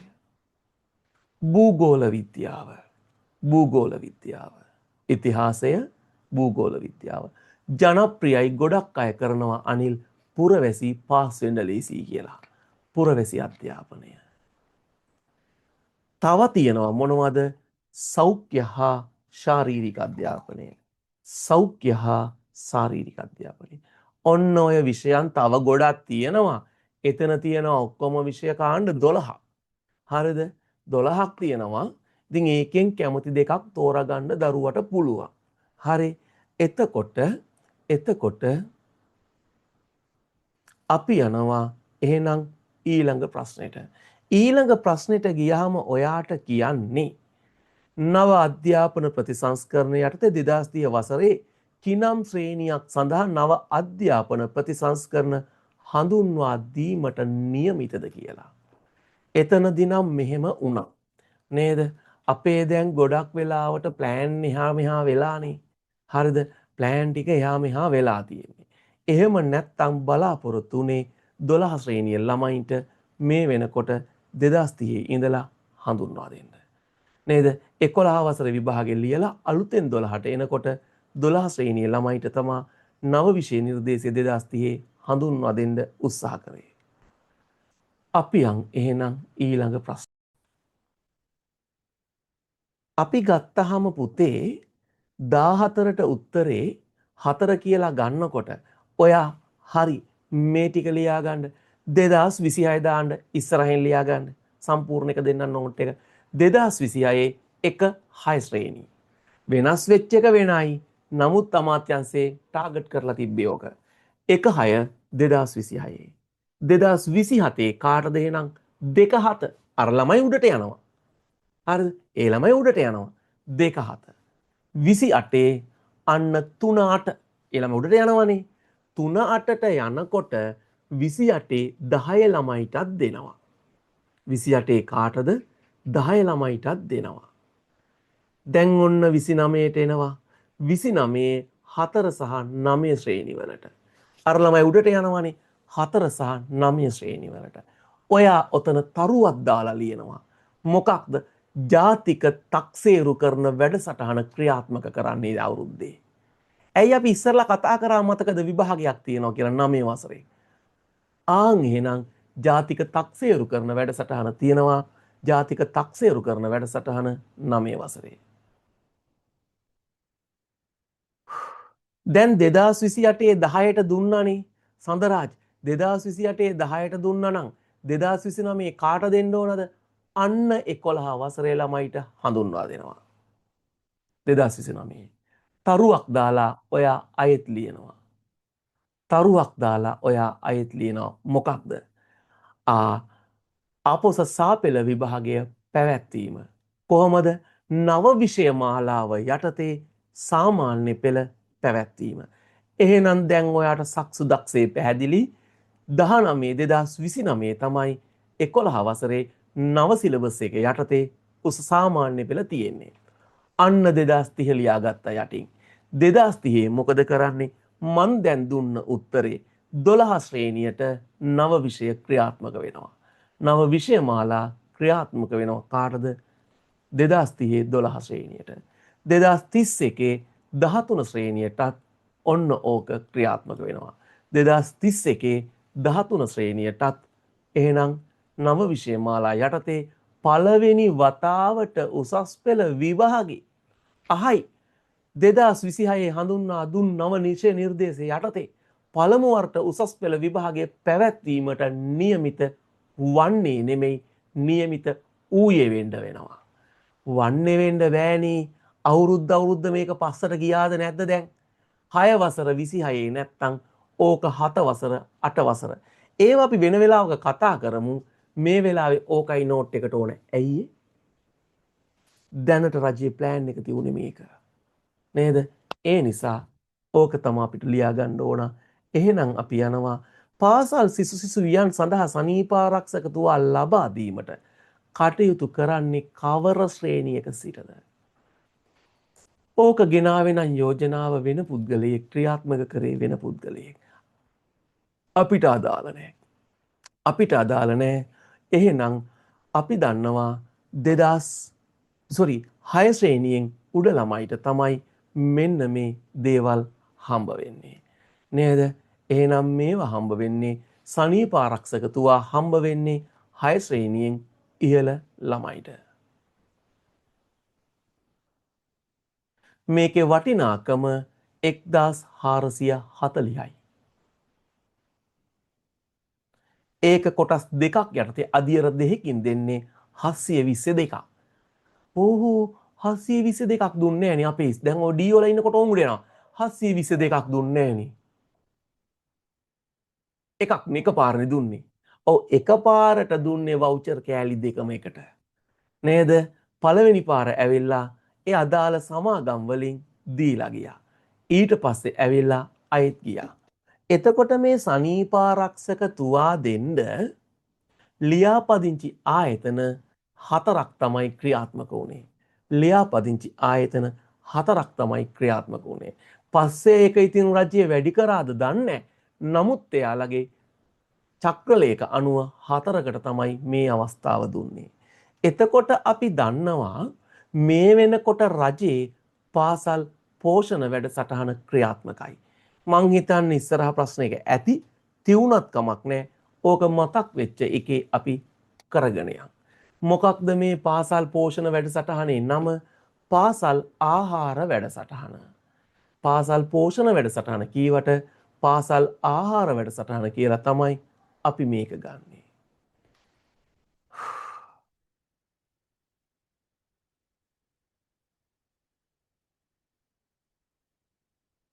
මේකට උදව් කරන්නේ ලෝක ආහාර වැඩසටහන. මේකට ලංකාවට උදව් කරන්නේ ලෝක ආහාර වැඩසටහන. මේකට උදව් කරන්නේ ලෝක ආහාර වැඩසටහන. අපි එහෙනම් යනවා ඊළඟ ප්‍රශ්නෙට. ඔයාගෙන් අහනවා මෙරට රජයේ පාසල්වල අතරමැදි ශ්‍රේණි සඳහා සිසුන් ඇතුළත් කිරීමේ අවස්ථා පවතී. ඒ අනුව එලෙස සිසුන් ඇතුළත් කර ගනු නොලබන ශ්‍රේණි අමතරව මැන්දෙන් කොටන්න දෙන්නේ කාටද? මැන්දෙන් කොටන්න දෙන්නේ 1 වසරටයි 6 වසරටයි. මැන්දෙන් කොටන්න දෙන්නේ 1 වසරටයි 6 වසරටයි. එතකොට දැන් අපි ගත්තහම අපේ රටේ පාසල් ප්‍රධාන වශයෙන් වර්ගීකරණ ගොඩක් තියුණා. ඒ වර්ගීකරණ වලට ගියහම ඔයාලා ඉරේෂා කොහොමද වර්ග කරේ? ඔයාලා ඉස්සරලා වර්ග කරනවා ජාතික පාසල් සහ පළාත් පාසල්. ඕක තමයි ප්‍රධාන ප්‍රබල හැමෝම දන්න වර්ගීකරණය. මධ්‍යම රජය යටතේ ක්‍රියාත්මක වෙනවා නම් සමහරු නම් කියන්නේ එහෙම නෙමෙයි අපි. රේකීය අමාත්‍යාංශය යටතේ ක්‍රියාත්මක වෙනවා නම් ඒ පාසල් ජාතික පාසල් කියලා අපි ගන්නවා. පළාත් සභාව මගින් ක්‍රියාත්මක වෙන පාසල් අපි කියනවා මොනවද? පළාත් පාසල් කියලා. පළාත් සභාව යටතේ ක්‍රියාත්මක වන පාසල් පළාත් සභා පාසල් වෙනකොට ඔයාගෙන් අහනවා මෙන්න මේක ක්‍රියාත්මක වෙන්නේ මොන අවුරුද්දේ ඉඳලාද කියලා. එතකොට ඔයා කියයි 1987 තමයි ඉන්දු ලංකා ගිවිසුම ගැහුවේ. 1987 ඉන්දු ලංකා ගිවිසුම ගහලා 13 වෙනි ආණ්ඩු ක්‍රම ව්‍යවස්ථා සම්මත කරගෙන 88 තමයි ක්‍රියාත්මක කරේ. ඔයාට මතකද දකුණු පළාත් විභාග පේපර් එකේ පහුගිය දකුණු පළාත් එක අපි සාකච්ඡා කරා. ඒකේ ඔන්න ඔය ප්‍රශ්නේ තිබ්බා නේද? එහෙනම් 88 තමයි මේක ක්‍රියාත්මක වෙන්නේ. මොනවා වුණත් අපේ රටේ තව වර්ගීකරණ ගොඩක් තියෙනවා. එකක් තමයි මොකක්ද අනිල්? 1AB 1C 2 හා 3 වර්ගයේ. සංඛ්‍යා දත්ත කියන්න ගියේ නෑ මම. ඇයි? සංඛ්‍යා දත්ත ඇහෙනකොටත් ඔයාලට තරහ ඇති. එච්චරම මම කියලා. නැද්ද? සංඛ්‍යා දත්ත කියනකොට ඔයාලට තරහ එනවා ඇති. මොකෝ? ඔව් දැන් ඔක්කොම කට අය වෙන පාඩම් නෙමෙයි. හරියට අහගෙන හිටියානම් හිටපු අයට කටපාඩම් වෙන්න හැමදාම මතක් කරා. අනිවාර්යෙන් විභාගෙටත් අහනවා සංඛ්‍යා දත්ත. ඊට පස්සේ අපි තව පාසල් වර්ගීකරණයකට ගියා. නේද? දැන් ඔය ශිෂ්‍යත්ව ප්‍රතිඵල එහෙම දානකොට ඒ වර්ගීකරණය යටතේ දානවා වෙලාවකට. මොනවද? බාලක බාලිකා මිශ්‍ර පාසල්. නේද? බාලක බාලිකා හා මිශ්‍ර පාසල්. බාලක බාලිකා හා මිශ්‍ර පාසල් ජාතික පාසල් පළාත් පාසල් 1AB 1C 2 හා 3 වර්ගයේ පාසල්. ඔන්න ඔය විදිහට පාසල් වර්ගීකරණය කරනකොට අපේ මොකක්ද? ගුරුවරුන්ගේ ස්ථාන මාරු හා සම්බන්ධව නේද? ගුරුවරුන්ගේ ස්ථාන මාරු හා සම්බන්ධව තවත් පාසල් වර්ගයක් නෙමෙයි වර්ග 5කට කඩනවා. මතක ඇතිනේ ඒවා.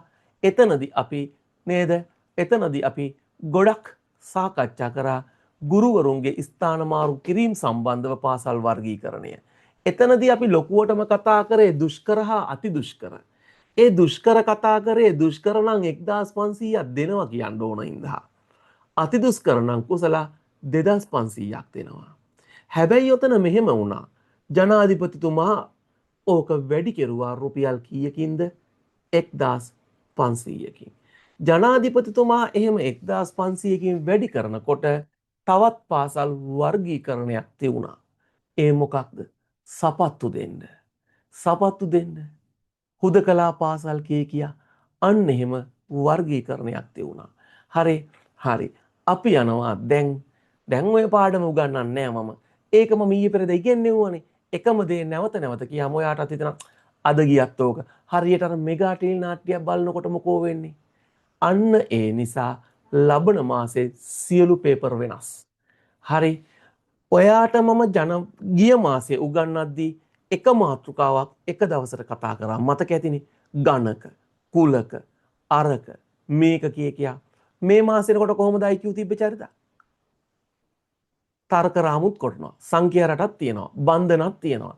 එකම ජාතිය ගණන් 10ක් හෝ 15ක් 10ක් 15. දැන් උදාහරණ යාසන්නෙන් අපි කරේ ඊයේ රෑ වෙන්න. ඊයේ රෑ නේද? ඊයේ රෑ හෝ පෙරේද රෑ අර සමීකරණ ආශ්‍රිත ගණන් ටික ඉවරයිනේ. ඒ වුණාට ලබන මාසේ ඔයිට වඩා වෙනස් විදිහට මම ටියුට් ටික හැදුවේ. එතන සඳරාජ් මං ඔයාට යෝජනා කරන CR පොතක් තියාගන්න ඕන ලබන මාසෙට. කොහොමත් ඇති. ඇයි ඒ? මම සම්භාවිතාව ඔයාට දැන් මම try කරනවා ලබන මාසේ ඔයාගේ දැන් ඔය අඩු කියන දැන් බය වෙලා ඉන්නවනේ ඔන්ලයින් පේපර් කරද්දි ලකුණු අඩු වෙයි කියලා. ඒ හින්දා පේපර් ක්ලාස් කියලා නම ගහන්නත් හිතුණා. එතකොට නිකන් ඒක හරි නෑනේ ඔයාට කියලා ලබන මාසේ අපි පේපර්ම කරමුද? මොකද අදහස? ඉතින් පේපර් කරන්න තියරි ටික තිතට දෙනවා. හරිද? දැන් ඉතින් අපි මෙහෙමයි හුරතල් වෙන්න ඕන කාලේ හුරතල් වුණානේ. නේද? අපි ගිය මාසේ ගොඩාක් හෙමින් හැම එකෙම ඇහිඳ ලස්සනට හුරතල් වුණා. දැන් මට හිත කියන්නේ ඔයාට කරන්න ඕන පේපර් ඇයි ලකුණු හදන්න ඕන ඔයාගේ. හරි. ඔයාගෙන් මට ලකුණු ඕනේ. හැමෝම IQ පේපර් එකට 90ට උඩින් ඉන්න ඕනේ. GK එකෙත් 90ට උඩින් ඉන්න ඕනේ. එහෙනම් අපි මොඩල් පේපර් කරන්න ඕන දැන්. හරිද? මොඩල් පේපර් කරන්න ඕනේ. ලබන මාසේ කියන්නේ අනි අප්‍රේල් 30න් පස්සේ ඊළඟ මාසේ විභාග මාසේ වෙනවා. නේද? එතකොට අය මැයි මාසෙට ගිහිල්ලා ඒක මොන හරි කරමු. හැබැයි අපි පේපර් ප්‍රැක්ටිස් කරොත් මොකෝ වෙන්නේ චරිත? බලන් ඉන්නකොට ලකුණු වැඩි වෙන්නේ. හරි. තියරි දවසෙන් දවසට පාඩම කරනකොට ළමයා තව තොඳොල් වෙන්නේ. ඇයි? නියමයි අද නම් ගණක යවුනම්මා කියලා ඉන්නවා අතල්ලේ. හැබැයි තියරි අහුණාට හොඳ ගානක් දාපුවම හිර වෙන්න බලනවා. ඒ හින්දා මං හිතනවා ඔයා මගේ යෝජනාවට කැමති වෙයි. මම පුතා මේ කතා කරන්නේ සරත් නෙමෙයි සරත් ගාව තියෙන අත්දැකීම්. හරිද? එතකොට දැන් ඔයාට දැවුන්නේ නැතොට ඔයාට හිතෙනවනේ ඔන්ලයින් පේපර් එක මට මෙච්චරයි බැරි වෙයිද කියලා. බැරි වෙන්නේ නැහැ. මොකක්ද? ගහ වටේ පාදෙව්වනේ දැන්. දැන් තියෙන ඉතින් ගහට නේද? ඒ හින්දා දැන් ඔයාට බැලන්ස් දැන් ඔයාට IQ පුළුවන් මට්ටමේ ඉන්නේ. හරිද? මට කියන්නකෝ. ඔයාගේ ලකුණු හදනකොට දැන් අපි 50ට වැඩි කට්ටිය බැලුවනේ. නේද? ඔච්චර කට්ටියකට ඔය ලකුණ හැදිලා තියෙන්නේ කොයි කාලයක් ඇතුළතද? මාසෙයි ඕන්නම් මාස එකහමාරක් වගේ කෙටි කාලයකට.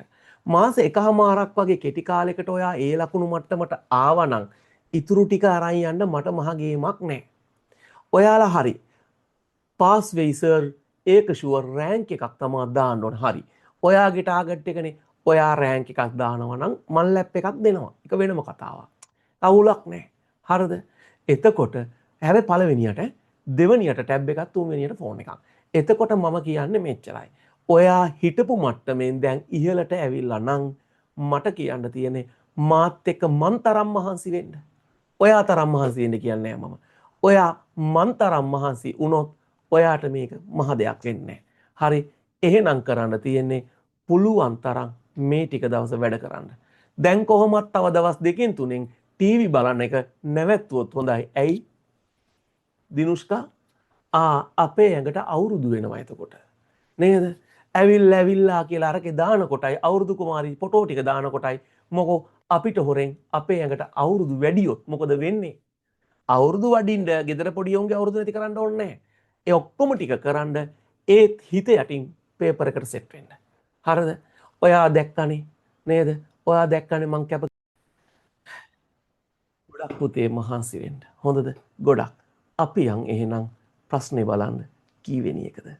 අපිට තියෙන්නේ පහසෙනී ශිෂ්‍යත්ව විභාගයට පෙනී සිටින ශිෂ්‍යයෙකු එම විභාගයේ සමත් වීමට ලබාගත යුතු අවම ලකුණු ගණන. ඔන්න ඔයාලටත් අහනවා. ඔයාලගේ අයත් කෝල් කරද්දී අහන්නේ සර් 40 ගත්තාම ඇද්ද කියලා. ඇති පාස් වෙන්න. රස්සාව හම්බ වෙන්න නෙමෙයි පාස් වෙන්න 40 ඕන. රස්සාව හම්බ වෙන්න ගොඩක් ලකුණක් ඕන මේ සැරේ තරඟේ. එහෙනම් ශිෂ්‍යත්වේ පාස් වෙන්න ලකුණු 70ක් ගත්තනම් හොඳටම ඇති. 35 පේපර් දෙකට ගන්න ළමයි ශිෂ්‍යත්වේ පාස් කියලා තමයි අධ්‍යාපන අමාත්‍යාංශය කියන්නේ. ළමයාගේ මොකක් හදන්නද? හිත හදන්න. අපි යනවා එහෙනම් 18 වෙනි එක බලන්න. 18 වෙනි එකට ගියපුවාම 18 වෙනි එකට ගියපුවාම 18 අපස සාපෙළ විභාගය සඳහා වැඩිම සිසුන් ඉදිරිපත් වන්නේ අංක 3 බස්නාහිර පළාතේ. එහෙනම් වැඩිම ළමයි සාමාන්‍ය පෙළට පෙනී ඉඳලා තියෙන්නේ බස්නාහිර පළාතෙන්. 2024 ගත්තාම 2024 ගත්තාම අඩුම ළමයි පෙනී ඉඳලා තියෙන්නේ උතුරු පළාතේ. අඩුම ළමයි පෙනී ඉඳලා තියෙන්නේ උතුරු පළාතෙන්. වැඩිම ළමයි කොහින්ද? බස්නාහිර පළාතේ. එහෙම ගත්තහම අපේ රටේ ඉතින් ශිෂ්‍යත්වය ගැන කතා කරොත් 2024 නම් ශිෂ්‍යත්ව ප්‍රතිඵල ලකුණු 70ට වැඩි ළමයි 77.77කට වැඩි ප්‍රමාණයකට. ඒවා ඔයාට බර වැඩි. ඒ නිසා අපි යම් 18න් 19ට 2024 සාපෙළ විභාගයේ සිසුන්ගේ සමත්වීමේ අඩුම ප්‍රතිශතය ඒ තමයි ගණිතය. ළමයිගේ අඩු ප්‍රතිශතයක් පෙන්වන්නේ ගණන් විෂය තමයි ගොඩක් ළමයි දුර්වල. නේද? අපි යනවා එහෙනම් ඔතනින් එහාට 20 වෙනි ප්‍රශ්නෙට. 20ට ගියාම ඔයා කියනවා මොකක්ද? EDP යන කෙටි නාමයෙන් හඳුන්වනු ලබන අධ්‍යාපනය හා සම්බන්ධ ආයතනය. EDP කියන්නේ අධ්‍යාපන ප්‍රකාශන දෙපාර්තමේන්තුව. අධ්‍යාපන ප්‍රකාශන දෙපාර්තමේන්තුව 1965 මාර්තු 27 අතිවිශේෂ ගැසට් එකෙන් තමයි ගැසට් කරන්නේ. 1965 තමා ගැසට් වෙන්නේ.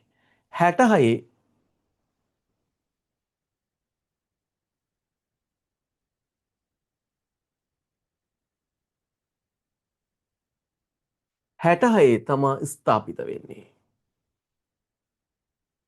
එතන මෙහෙම වෙනවා. 65 ගැසට් එකෙන් වෙනම ඒකකයක් කරලා අය 66 ගැසට් එකකින් තමයි ස්ථාපිත කරන්නේ. එහෙමම ලියමු නැත්නම් ඔයාලට පැටලෙයි. ලියා ගන්න 1965 අතිවිශේෂ ගැසට් නිවේදනයකින් වෙනම ඒකකයක් බවට පත් කළත්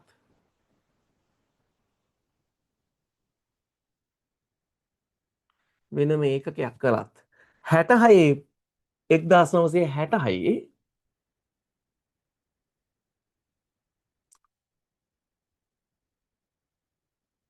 අධ්‍යාපන හා සංස්කෘතික අමාත්‍යාංශයේ යටතේ දෙපාර්තමේන්තුවක් ලෙස ස්ථාපිත කළා. එහෙනම් 65 ගැසට් එකක් ගැහුවට 66 තම අධ්‍යාපන අමාත්‍යාංශයයි අධ්‍යාපන හා සංස්කෘතිකේ කාලේ එහෙමනේ තිබ්බේ. අධ්‍යාපන හා සංස්කෘතික අමාත්‍යාංශයේ යටතේ වෙනම දෙපාර්තමේන්තුවක් වුණා. ඔයාට මතකද දැක්ම? ඔයා කියනවා මෙන්න මෙහෙම. අන්තර්ජාතික අධ්‍යාපනික සංවර්ධනය හා අන්තර්ජාතික අධ්‍යාපනික සංවර්ධනය හා අනුගත වන වේගෙ වැඩි නම් කියන්න ඉහළ ගුණාත්මක බවකින් යුත්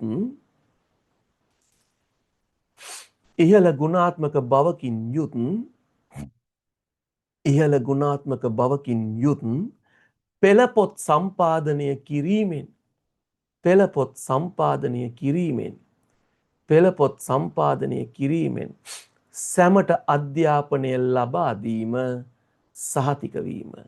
සැමට අධ්‍යාපනය ලබා දීම සහතික වීම.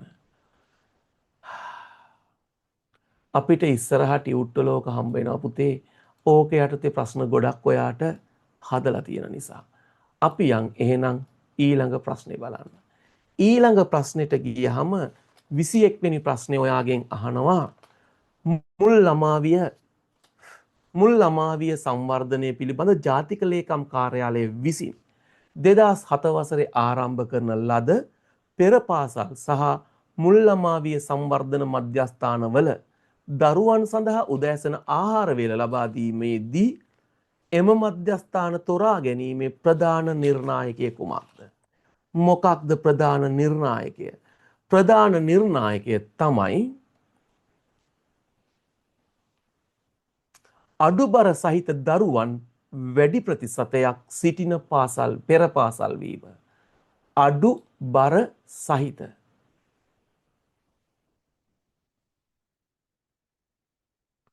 අඩුබර සහිත දරුවන් වැඩි ප්‍රතිශතයක් සිටින පෙර පාසල්. එහෙනම් මෙතන එහෙනම් අඩුබර සහිත දරුවන් වැඩි ප්‍රතිශතයක් සිටින පාසල්. ඔව් එදත් මම දෙකම දීලා තියෙන්නේ නේද? එදත් දෙකම දීලා තියෙනවා. එයාලගේ පොතේ ගහන එක යාලයි.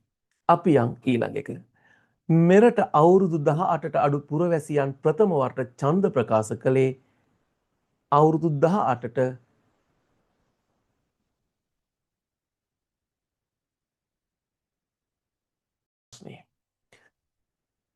මෙතන පුතේ මෙරට අවුරුදු 18ට වැඩි කියලා හදන්න. අවුරුදු 18ට අඩු අයට ඡන්ද බලේ නෑනේ. නේද? අපි දන්නවා ඩොනමෝර් ප්‍රතිසංස්කරණය යටතේ 1931 සර්වජන ඡන්ද බලය දුන්නා. සර්වජන ඡන්ද බලය දෙනකොට අපිට හම්බ වුණේ කීයට වැඩි අයටද? අවුරුදු 21ට වැඩි අයට. 21ට වැඩි වැඩිහිටියන්ට ඡන්ද බලය හම්බුණාට අවුරුදු 18ට වැඩි පුරවැසියන්ට ඡන්ද බලය හම්බ වෙන්නේ 1960 මහමැතිවරණයෙන්. 1960 මහමැතිවරණයෙන්. අපි යනවා 23ට. ළමා මිතුරු පාසල් සංකල්පය ශ්‍රී ලංකාවට හඳුන්වා දීමේ නියාමක ව්‍යාපෘතිය පටන් ගත්තේ නියාමන ව්‍යාපෘතිය පටන් ගත්තේ වයඹ පළාතෙන්. නියාමන ව්‍යාපෘතිය පටන් ගත්තේ කොහින්ද? වයඹ පළාතෙන්. එතන නියාමන ව්‍යාපෘතිය වයඹ පළාතෙන් පටන් ගන්නකොට 24 වෙනි ප්‍රශ්නය අහනවා මොකක්ද? ශ්‍රී ලංකාව තුළ ළමා මිතුරු පාසල් වැඩසටහන ක්‍රියාත්මක කිරීමට ආධාර සපයන ලද සංවිධානය. ඔයා කියයි වෙන කවුද ඉති? යුනිසෙෆ්නේ. ඔයා කියයි උත්තරේ යුනිසෙෆ් කියලා. යුනිසෙෆ් එහෙම ආධාර සපයනකොට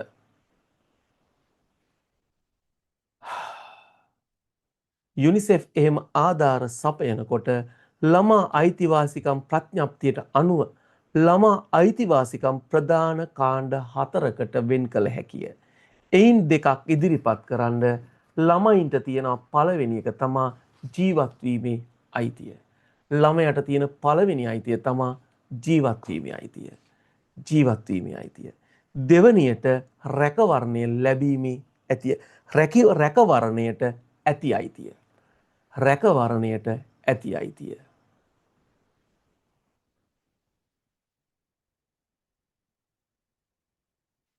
තුන්වෙනි එක සංවර්ධනයට ඇති අයිතිය.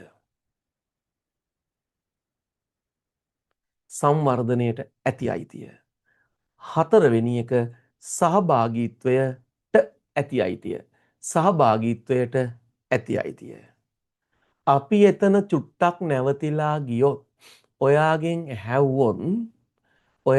ඇහුවොත් මේ ළමා මිතුරු පාසලක බලාපොරොත්තුව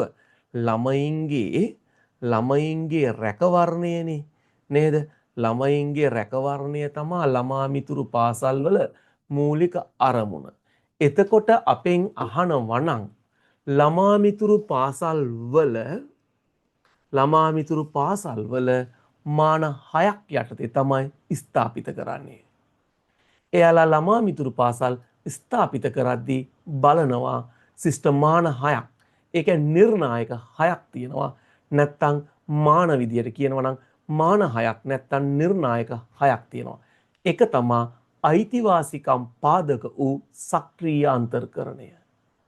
අයිතිවාසිකම් පාදක වූ සක්‍රීය අන්තර්කරණය. අයිතිවාසිකම් පාදක වූ සක්‍රීය අන්තර්කරණය. දෙවැනි එක. එතකොට ඔයාලට හිතෙනවා මෙහෙම එකක්. ඔව්ව ඕන්නේ අප්පා. උත්තරේ එන්නේ මේ සැරේ ඉරි ගහන්නනේ. ඉරි ගහන්න එයි. හැබැයි කරුණු හතරක් දීලා මීට අයත් නොවන්නේ කීවොත් කරුණු දන්නේ නැති ළමයා කොහෙද ඉරි ගහන්නේ රේෂා? නේද? ඒ නිසා ඔයා කරුණු ටික ඔක්කොම ඔළුවේ තියාගන්න. දෙවැනි එක ස්ත්‍රී පුරුෂ සමාජානුභාවයට ප්‍රතිචාරී වීම. ස්ත්‍රී පුරුෂ සමාජානුභාවයට ප්‍රතිචාරී වීම.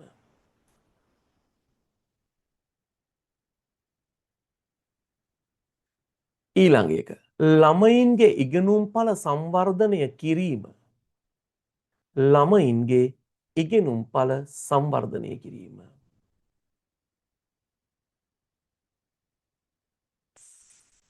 ඊළඟ එක ළමයින්ගේ සෞඛ්‍යකම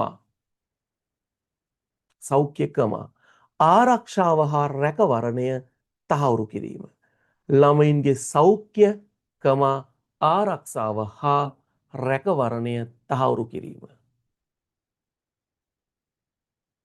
තව කරුණු දෙකයි. ඊළඟ එක ශිෂ්‍යයින්කම පවුල් සහ ප්‍රජාවගේ සක්‍රීය දායකත්වය.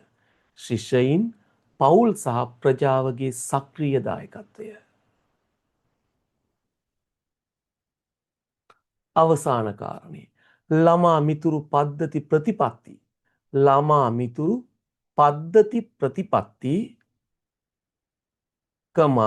පරිචය හා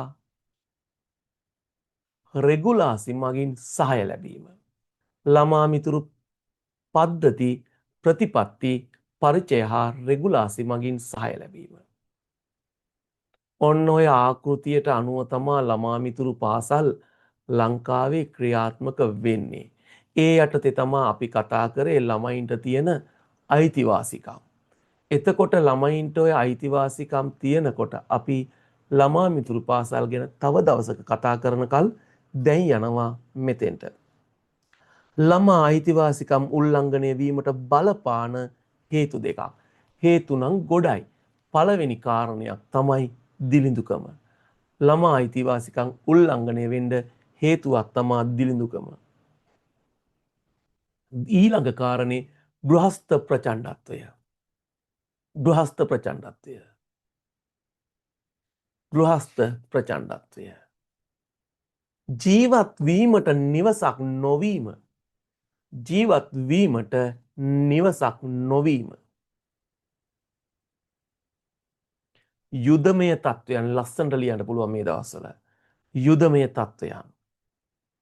අපෙන් අහයි අපි ඒවා දෙන්නම් වාට. එහෙනම් ඔය කරුණු හොඳටම ඇති. අපි යනවා ඊළඟ ප්‍රශ්නෙට. ඊළඟ ප්‍රශ්නෙට ගියාම ඔයාගෙන් අහනවා අන්තර්කරණ අධ්‍යාපනය යනු කුමක්ද? මොකක්ද අන්තර්කරණය කියන්නේ රේෂා? නිකන් නෝමලි කියනවා නම් හැම ළමයාම එකට එකතු වෙලා පන්තියේ ඉගෙන ගන්න එක. ඔච්චරයි. ඊසි. නේද? ඒ කියන්නේ කිසිම උස් පහත් බවක්, කුලවත් බවක්, එහෙම නැත්නම් ශාරීරික හෝ මොනම ආබාධයක් නොසලකා හැම ළමයාටම පන්තිය ඇතුලේ ඉගෙන ගන්න දෙනවා නම් ඒකට කියනවා අන්තර්කරණ අධ්‍යාපනය. ලියන්න ළමයින්ගේ විවිධත්වයට ගරු කරමින් ළමයින්ගේ විවිධත්වයට ගරු කරමින්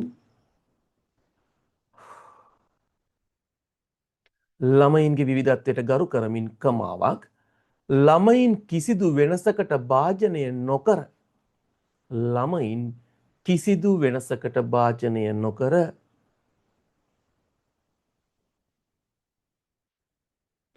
අධ්‍යාපනය ලබා ගැනීමට ඉඩ ප්‍රස්තාව සැලසීම. අධ්‍යාපනය ලබා ගැනීමට ඉඩ ප්‍රස්තාව සැලසීම. අපි යනවා 28 බලන්න. සියලු දරුවන් අධ්‍යාපනයට අනුගත කර ගැනීම සඳහා යහපත් පාසලක ක්‍රියාත්මක විය යුතු යාන්ත්‍රණයන් මොනවාද? හැම ළමයටම අධ්‍යාපනය ලැබීමේ අවස්ථාව ලැහිමි වෙන්න නම් මොනවද පාසල් තුල ක්‍රියාත්මක වෙන්න ඕන කියලා තමයි ඔයාගෙන් අහන්නේ. දැන් ඕවට ඔයා හිතලා හරි ලියන්න පුරුදු වෙන්න ඕන. අපි ලියමු මෙහෙම.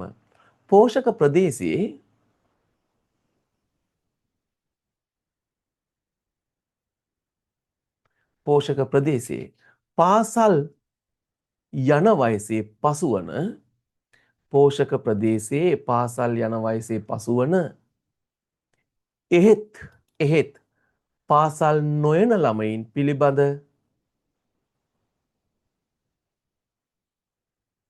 එහෙත් පාසල් නොයන ළමයින් පිළිබඳ තොරතුරු රැස්කිරීම හා දත්ත පවත්වාගෙන යාම.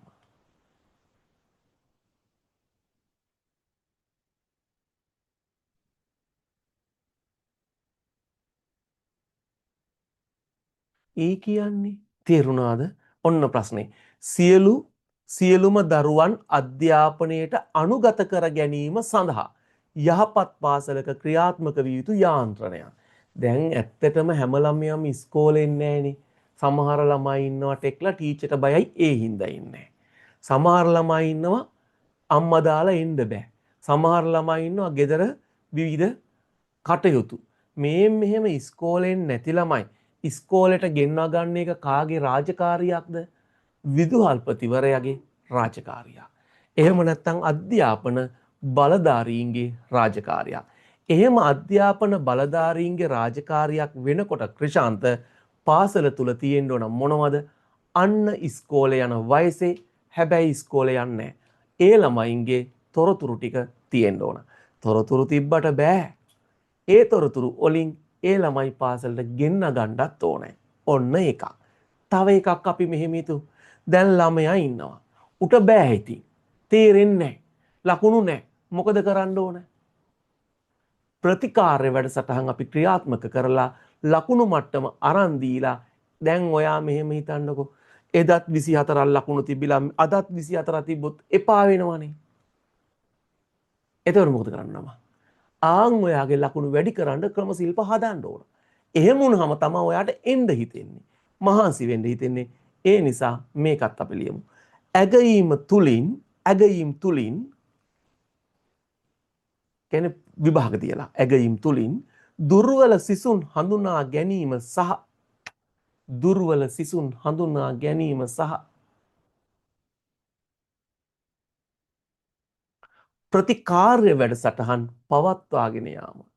ප්‍රතිකාර්ය වැඩසටහන් පවත්වාගෙන යාම.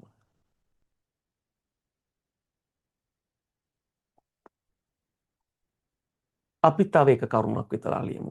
සිසුන්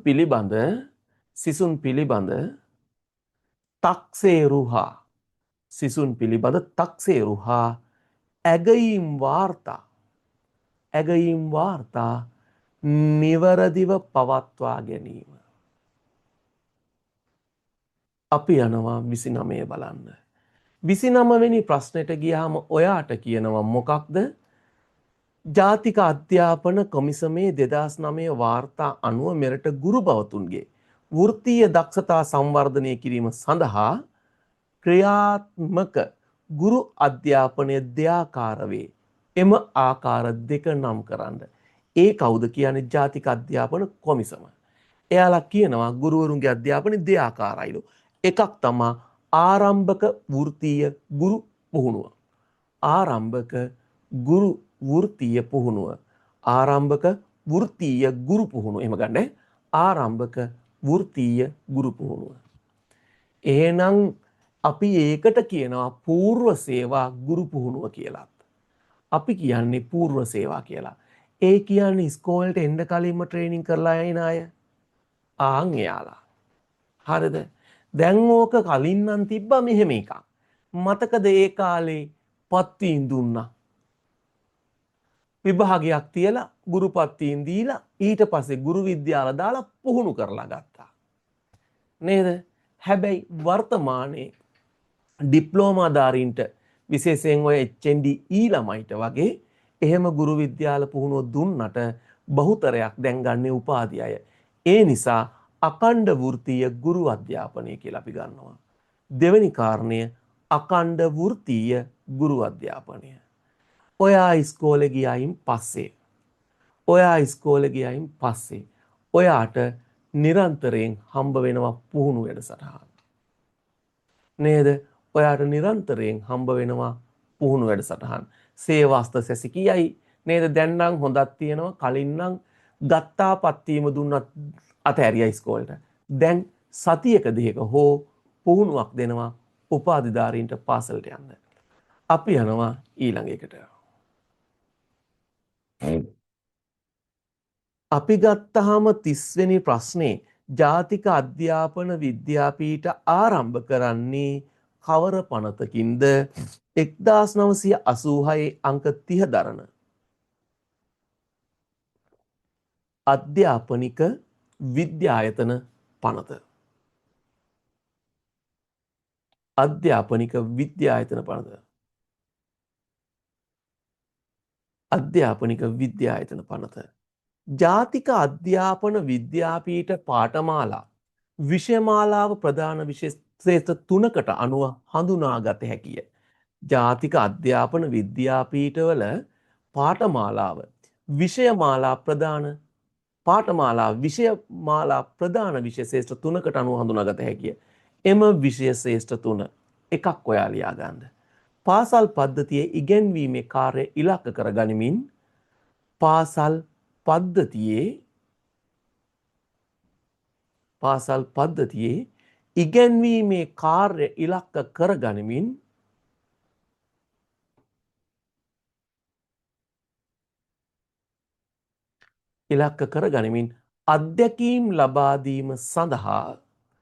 අත්දැකීම් ලබා දීම සඳහා වූ ප්‍රධාන විෂය. දෙවැනි එක ගුරු වෘත්තීය කුසලතා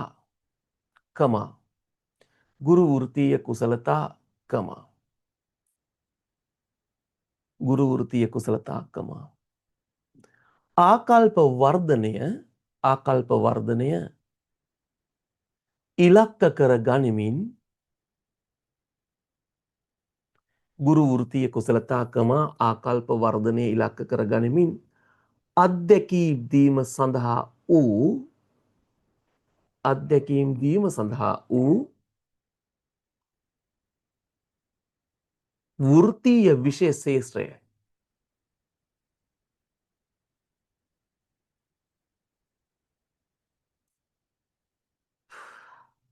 අවසාන කාරණය ගුරුවරයෙකුට අවශ්‍ය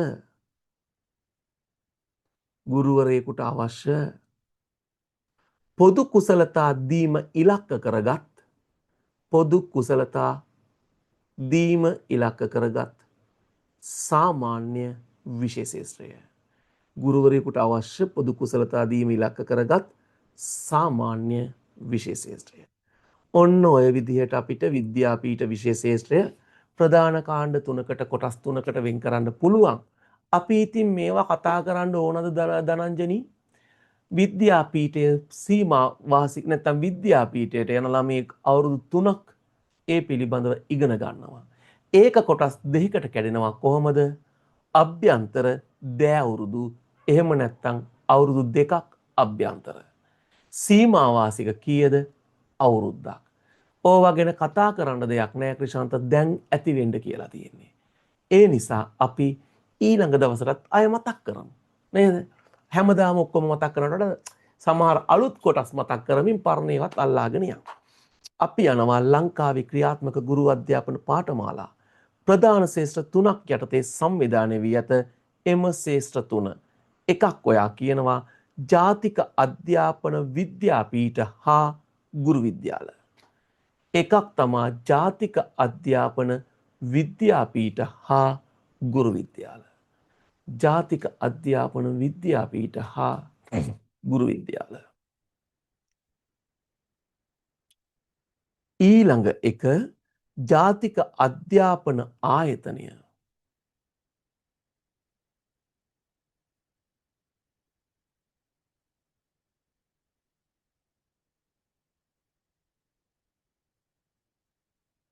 ඊළඟට විශ්වවිද්‍යාල. එහෙනම් ලංකාවේ ඉන්න ගුරුවරුන්ට අධ්‍යාපන පාඨමාලා 3ක්.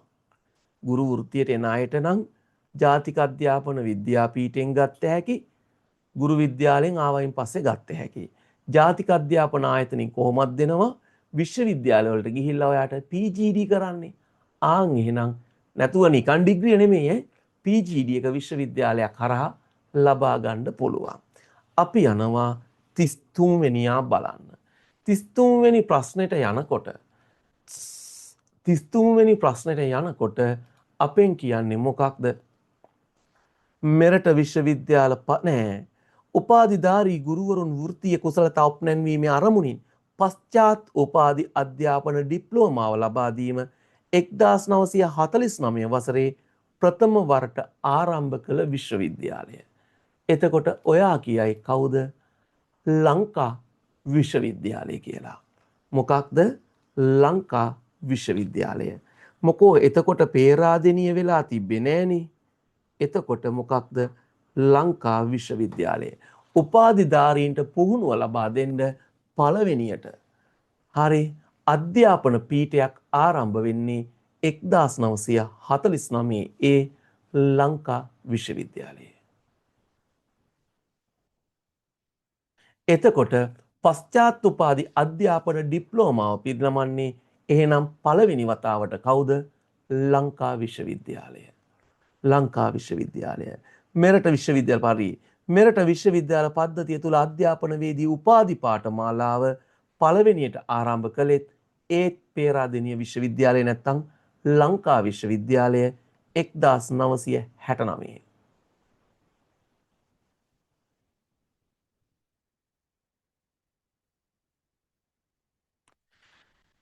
ඒත් 1969 පේරාදෙණිය නැත්තම් ලංකා විශ්වවිද්‍යාලය. මං චූටි වෙලාවක් ගන්නම් ශාමලි 1949 ගුරු අධ්‍යාපනය ලබා දීම සඳහා ලංකා විශ්වවිද්‍යාලය තමා පශ්චාත් උපාධි අධ්‍යාපන ඩිප්ලෝමාව පටන් ගත්තා.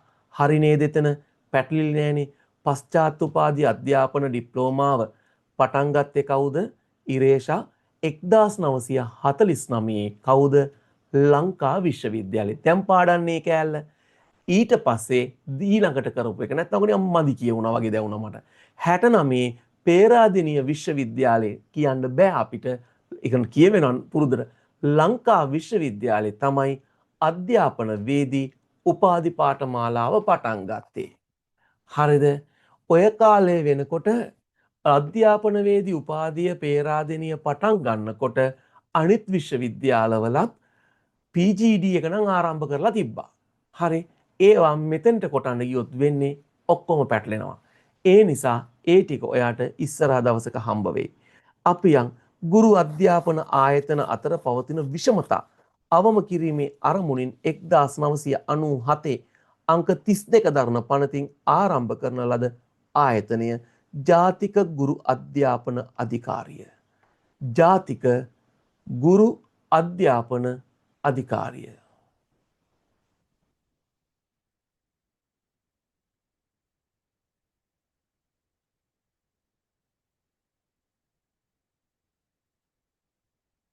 ඕක යටතේ තමයි ඔය දැන් අපේ ක්‍රියාත්මක වෙන ගුරු මධ්‍යස්ථාන ආරම්භ වුණේ. ඒකත් ලියාගන්න තරුවක් දාලා. ඔය 97 අංක 32 පනතෙන් ජාතික ගුරු අධ්‍යාපන අධිකාරිය බිහි වුණායින් පස්සේ ඒක යටතේ තමයි අපේ ගුරු අධ්‍යාපන නැත්නම් ගුරු මධ්‍යස්ථාන ආරම්භ වුණේ. ඒ වුණාට කේස් එකක්. මොකක්ද? ජාතික ගුරු අධ්‍යාපන අධිකාරිය විසිරෙව්වා 2001. ජාතික ගුරු අධ්‍යාපන අධිකාරිය විසිරවනවා මොකේද? 2001. ජාතික ගුරු අධ්‍යාපන අධිකාරිය විසිරවනවා 2001. අපි යනකොට ඊළඟ ප්‍රශ්නෙට අපෙන් අහන්නේ මොකක්ද? ජාතික අධ්‍යාපන ආයතනය විසින් ක්‍රියාත්මක කරනු ලබන පාඨමාලා දෙකක් නම් කරන්න. ජාතික අධ්‍යාපන ආයතනය ක්‍රියාත්මක කරන පාඨමාලාවලින් එකක් තමයි අධ්‍යාපන වේදී උපාධිය.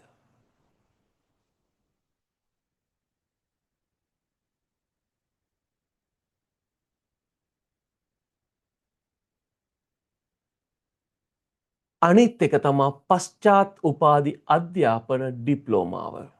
පශ්චාත් උපාධි අධ්‍යාපන ඩිප්ලෝමාව. ඔයාට මතකයිනේ ජාතික අධ්‍යාපන ආයතනයේ මහරගම. ජාතික අධ්‍යාපන ආයතනයේ මහරගම වෙනකොට පිහිටුවපු පනත කොහොමත් ඔයා දන්නවනේ. 1985 අංක 29 දරන පාර්ලිමේන්තු පනත නේද ඉරේෂා? එහෙනම් 85 අංක 29න් පිහිටවනකොට අපිට හිතෙන්නේ එහෙනම් 85 පිහිටවන්න ඇති කියලා. නමුත් ජාතික අධ්‍යාපන ආයතනයේ පිහිටවන්නේ 1986. ඔයාට දැන් එහෙනම් අපි ඔතන විස්තර කියන්න ගියොත් තරහ එන්න ඉඩ තියෙනවා. හපෝ කෙදත් කිව්වනේ කියලා.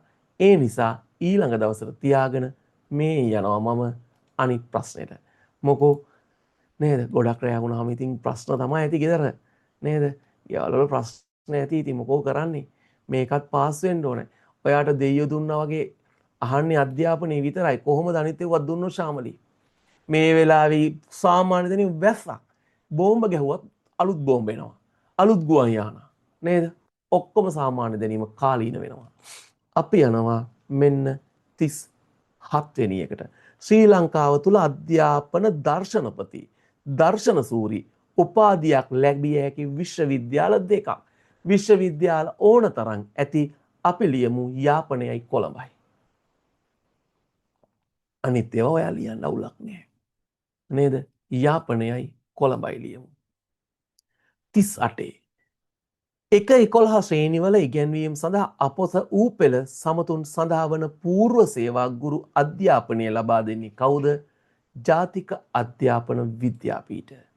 ජාතික අධ්‍යාපන විද්‍යාපීඨ වලින් තමයි උසස් පෙළ සමතුන්ට පූර්ව සේවා ගුරු පුහුණුව ගුරුවරයෙක් එන්න කලින් පුහුණු කරන්නේ ජාතික අධ්‍යාපන විද්‍යාපීඨ. වැරදුන්නේ නැහනේ. විද්‍යාපීඨ කියලා කිව්වේ මං. හරි. ජාතික අධ්‍යාපන ආයතන නෙමෙයිනේ කිව්වේ. ජාතික අධ්‍යාපන මොනවද? විද්‍යාපීඨ. අපි යනවා දැනට ගුරු සේවයේ සිටින උපාධිධාරීන් නොවන ඔන්න ඉගෙන ගන්න ඕනේ වෙයි. දැනට ගුරු සේවයේ සිටින උපාධිධාරීන් නොවන ගුරුවරුන්ට මූලික වෘත්තීය සුදුසු පුහුණුව ලබා දීම සඳහා පිහිටුවා ඇති ආයතන විශේෂය තමයි ගුරු විද්‍යාල.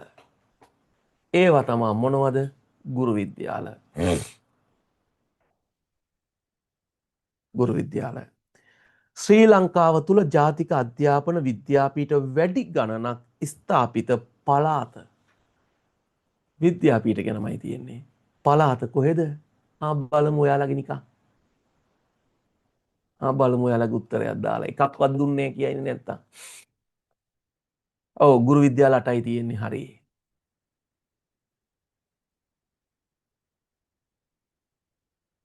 ඔය 1-11 විද්‍යාපීඨ 1-5 නෙමෙයි 1-11 උගන්වන්න ගන්නවා. වැඩිම තියෙන්නේ බස්නාහිර පළාතේ. ඔයාලත් යමක් දන්නෝ ඒ කියන්නේ නේ. හැබැයි ඉතින් මං උගන්වන්නේ කොහොමද? අනේ මෙයාලා මිලෝ දෙයක් දන්නේ නැතුව ඇති කියලා. ඇයි එතකොට ගීතානි හැම එකම කියවෙනවනේ. නේද? නැත්තම් ඔයා දන්නවා කියලා හිතාගෙන මං උගන්වන්න කිව්වොත් මොකෝ වෙන්නේ? ගොඩක් දේවල් අත්හැරෙනවා. හරි අපි යනවා එහාට.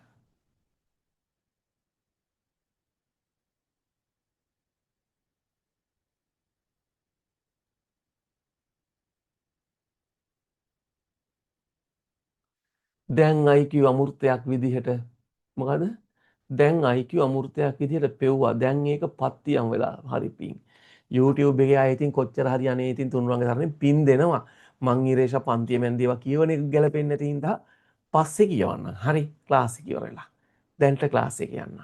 හරි ඉරේෂ හොඳට වතුර බොන්න ඕනේ ඒක හොඳ අදහසක්. අපි යනවා ඊළඟ එකට.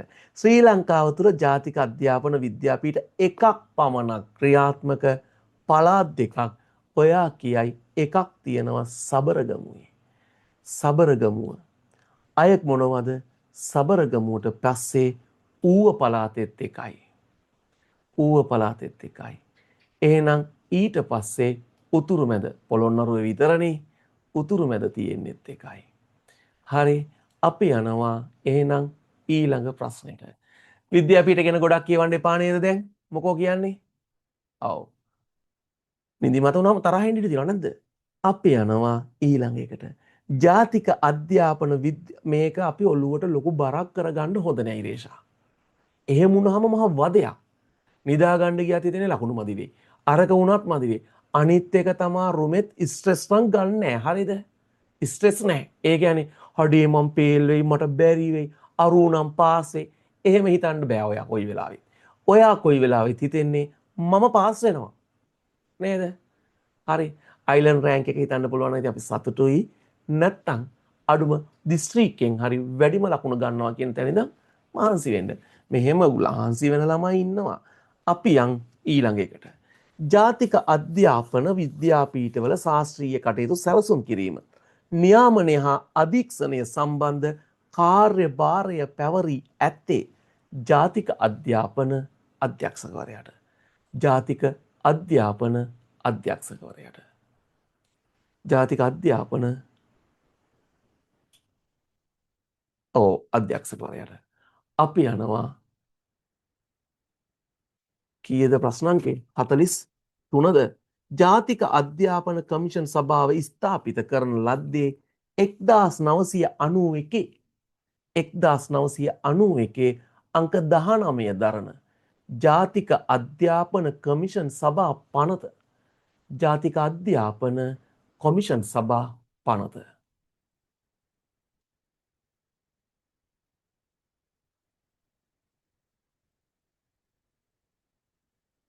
44 ජාතික අධ්‍යාපන කමිෂන් සභාව ස්ථාපිත කිරීමේ මූලික අපේක්ෂාව. ඔයා ලියන්න මෙහෙම. දැන් මෙතනදී අපිට මේවා කඩලා ගන්න පුළුවන්නේ නේද? මේකේ මූලික අපේක්ෂාවන් අපිට කඩලා ගන්න පුළුවන්.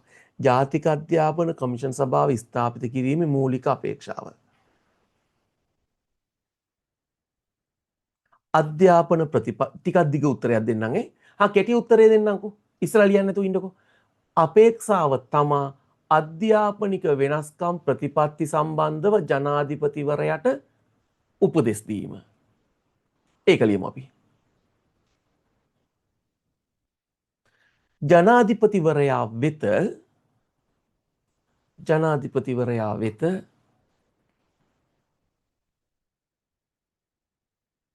ජනාධිපතිවරයා වෙත නිර්දේශ ඉදිරිපත් කිරීමද ඇතුළුව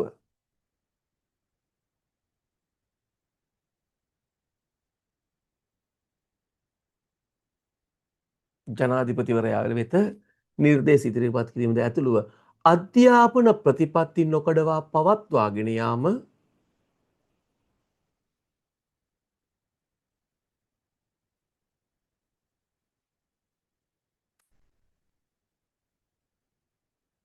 අපි මෙහෙම දෙයක් කරමු රුමෙත් චුට්ටක් ඉස්සරහට දාමු. ජාතික අධ්‍යාපන ප්‍රතිපත්තියක් සම්බන්ධයෙන් ජනාධිපතිවරයා වෙත නිර්දේශ ඉදිරිපත් කිරීම කියලා ගමු. තරහ නැහෙනි. ඔව් එතකොට නිකන් කම්ප්ලීට් උත්තරේ නැත්තම් මම අර අඩු කොටසක් ඔයාලට දෙන්න හැදුවේ. එපා ඒක. ජාතික අධ්‍යාපන ප්‍රතිපත්ති සම්බන්ධයෙන් ජනාධිපතිවරයා වෙත නිර්දේශ ඉදිරිපත් කිරීමද ඇතුළුව හරි නේද? ජාතික අධ්‍යාපන ප්‍රතිපත්තියක් සම්බන්ධයෙන් ජනාධිපතිවරයා වෙත නිර්දේශ ඉදිරිපත් කිරීමද ඇතුළුව අධ්‍යාපන ප්‍රතිපත්ති නොකඩවා පවත්වාගෙන යාම සහතික කිරීම සහ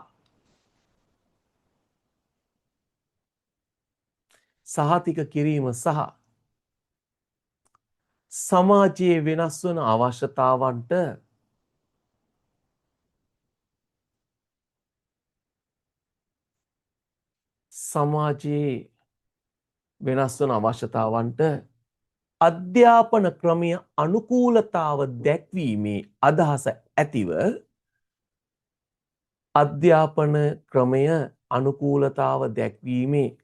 සමාජ වෙනස් වන අවශ්‍යතාවන්ට අධ්‍යාපන ක්‍රමය අනුකූලතාව දැක්වීමේ අදහස ඇතිව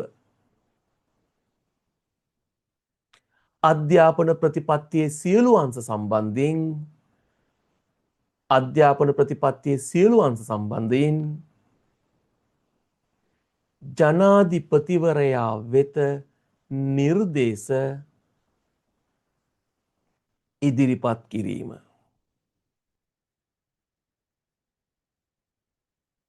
වරහන් ඇතුලේ ඔයා මෙහෙම ලියා ගන්න. ඕක මතක හිටින්නේ නැහැ. ඔයා ලියා ගන්නවා අධ්‍යාපනය සම්බන්ධයෙන් ජනාධිපතිවරයාට නිර්දේශ නිකුත් කිරීම. ඒක ලේසි. ඔය දිගේ එකක් නේද? නැත්තම් ඕක කෙනෙක් කියන්න පුළුවන් හරියක දුන්නේ කියලා. එහෙනම් අධ්‍යාපන ප්‍රතිපත්ති සකස් කිරීම හා ජනාධිපතිවරයාට ඒ සම්බන්ධයෙන් නිර්දේශ නිකුත් කිරීමට තමා ජාතික අධ්‍යාපන ආයතනය. අපි යනවා 45 බලන්න. ජාතික අධ්‍යාපන කොමිෂන් සභාවේ දැක්ම ඉදිරිපත් කරන්න. දැක්ම තමා මොකක්ද? දේශීය හා දේශීය හා ගෝලීය අභියෝගවලට මුහුණ දීමට දේශීය හා ගෝලීය අභියෝගවලට මුහුණ දීමට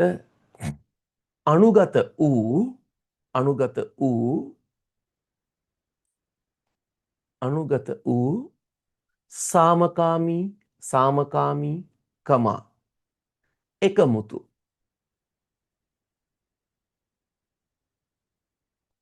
සාමකාමිකම එකමුතු ශ්‍රී ලාංකීය සමාජයක් නිර්මාණය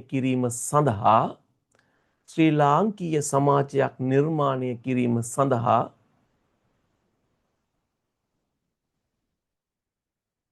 ප්‍රගතිශීලීව සහ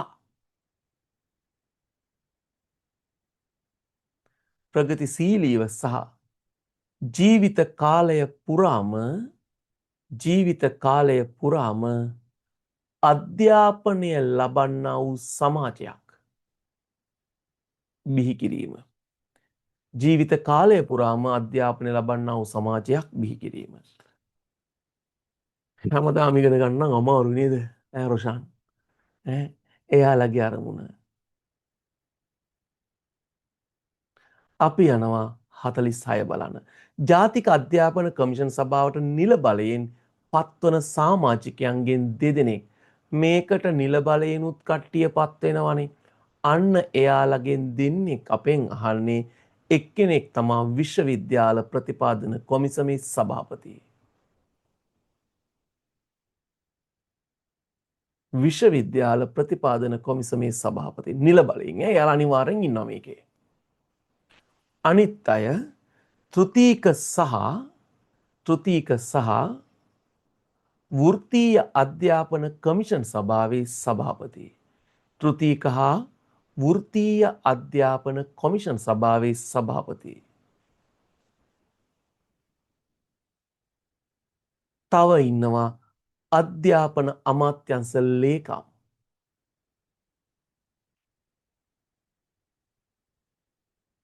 අනිත් ඒවාගේ නම් කිව්වොත් ඔයාලට දිග වැඩි නේද? ඔයාට තව ඉන්නවා රාජ්‍ය පරිපාලන ස්වදේශ කටයුතු පළාත් හා පළාත් පාලන අමාත්‍යංශයේ අතිරේක ලේකම් කෙනෙක්. ඒවා කියන්න ගියොත් එපා වෙනවා. අපි යනවා මේකට 47. ජාතික අධ්‍යාපන කොමිසමට පැවරී ඇති ප්‍රධාන වගකීම් දෙකක්. එකක් කියන්න අධ්‍යාපන ප්‍රතිපත්ති සම්පාදනය.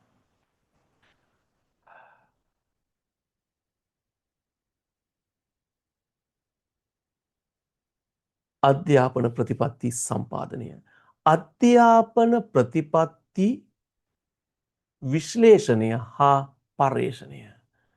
අධ්‍යාපන ප්‍රතිපත්ති විශ්ලේෂණය හා පර්යේෂණය.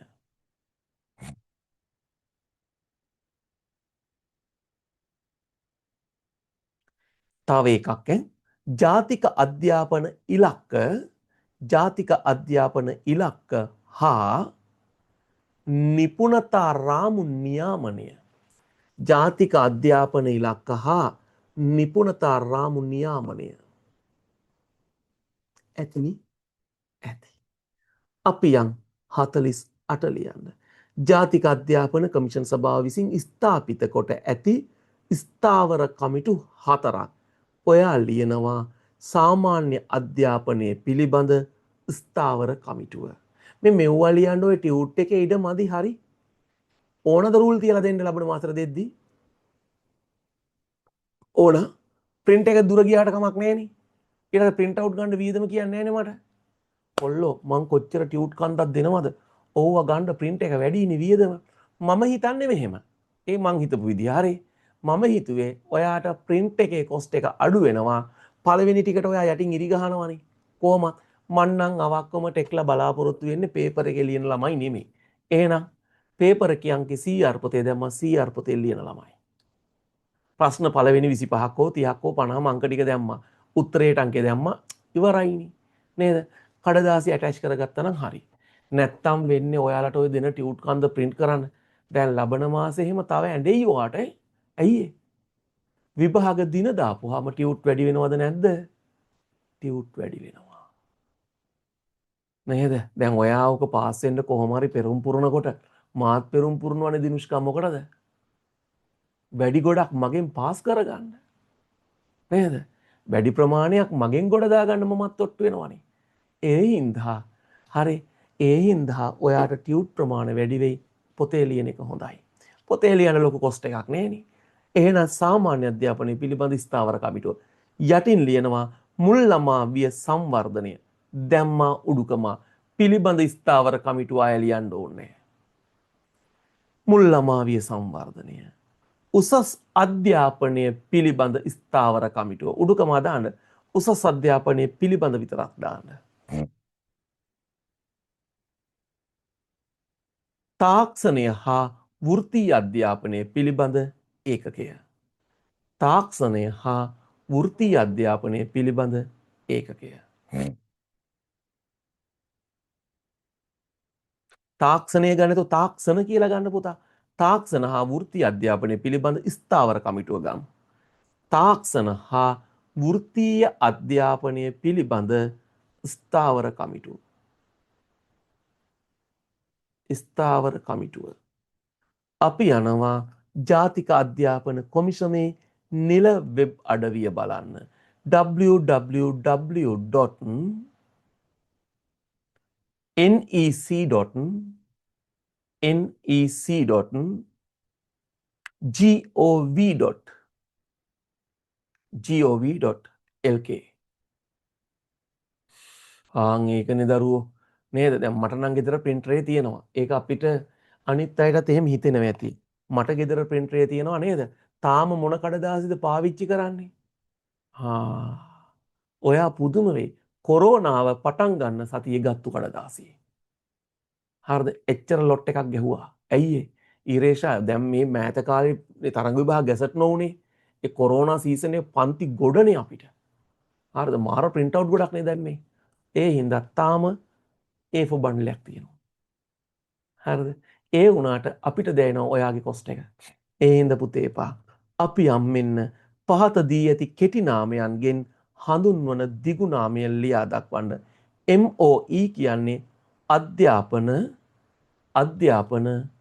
උසස් අධ්‍යාපන හා වෘත්තීය අමාත්‍යාංශය. වෘත්තීය අධ්‍යාපන අමාත්‍යාංශය. අධ්‍යාපන උසස් අධ්‍යාපන හා වෘත්තීය අධ්‍යාපන අමාත්‍යාංශය. කෙටියෙන් නම් අධ්‍යාපන අමාත්‍යාංශය. අවුලකුත් නැහැ. අධ්‍යාපන උසස් අධ්‍යාපන හා වෘත්තීය අධ්‍යාපන අමාත්‍යාංශය තමයි ඒකේ නම. දැන් පොදුවේ පාවිච්චි කරන්නේ අධ්‍යාපන අමාත්‍යාංශය. DOE තියෙනවද? විභාග දෙපාර්තමේන්තුව. DOE විභාග දෙපාර්තමේන්තුව. UGC දන්නේ නැනේ අපි. දන්නවද? විශ්වවිද්‍යාල ප්‍රතිපාදන කමිෂන් සභාව. විශ්වවිද්‍යාල ප්‍රතිපාදන කමිෂන් සභාව. එහෙනම් පුතේ අදට පන්තිය නවත්තනවා. ඔයාලට කියන්න තියෙන්නේ පුළුවන් තරම් සජීවී පන්ති වලට එන්න උත්සාහ කරන්න. විභාගයේ ලොකු කාලයක් නෑ, ළඟ ළඟදී තියෙවි නේද? අප්‍රේල් එන්නේ මොනවා වුණත් අපේ රටේ වසන්ත කාලේ උත්සව කාලේ. ඒ උත්සව කාලෙත් එක්ක ඉරේෂා ටික ටික අපේ හිත් අපිට හොරෙන් ඕකට යනවමයි. අපි යන්නේ නැහැ කිව්වට ගෙදර නෑ දැය වෙනකොට ගෙදර පොඩි උන්ට අවුරුදු තියෙනකොට අපිට ඕක වෙනවා. ඒ නිසා අපි අවුරුද්දට කලින් පුළුවන් තරම් පන්ති කවර් කරන්න try කරනවා. එතකොට අප්‍රේල් මාසේ පටන් ගන්නකොටම පුෂ්පා ඔන්ලයින් පේපර් වලට අපිට වැඩි කාලයක් යනවා. නමුත් ඒක තමයි ප්‍රැක්ටිස් එක. හරි. එහෙනම් සියලු දෙනාට ආයුබෝවන් උසරණයි.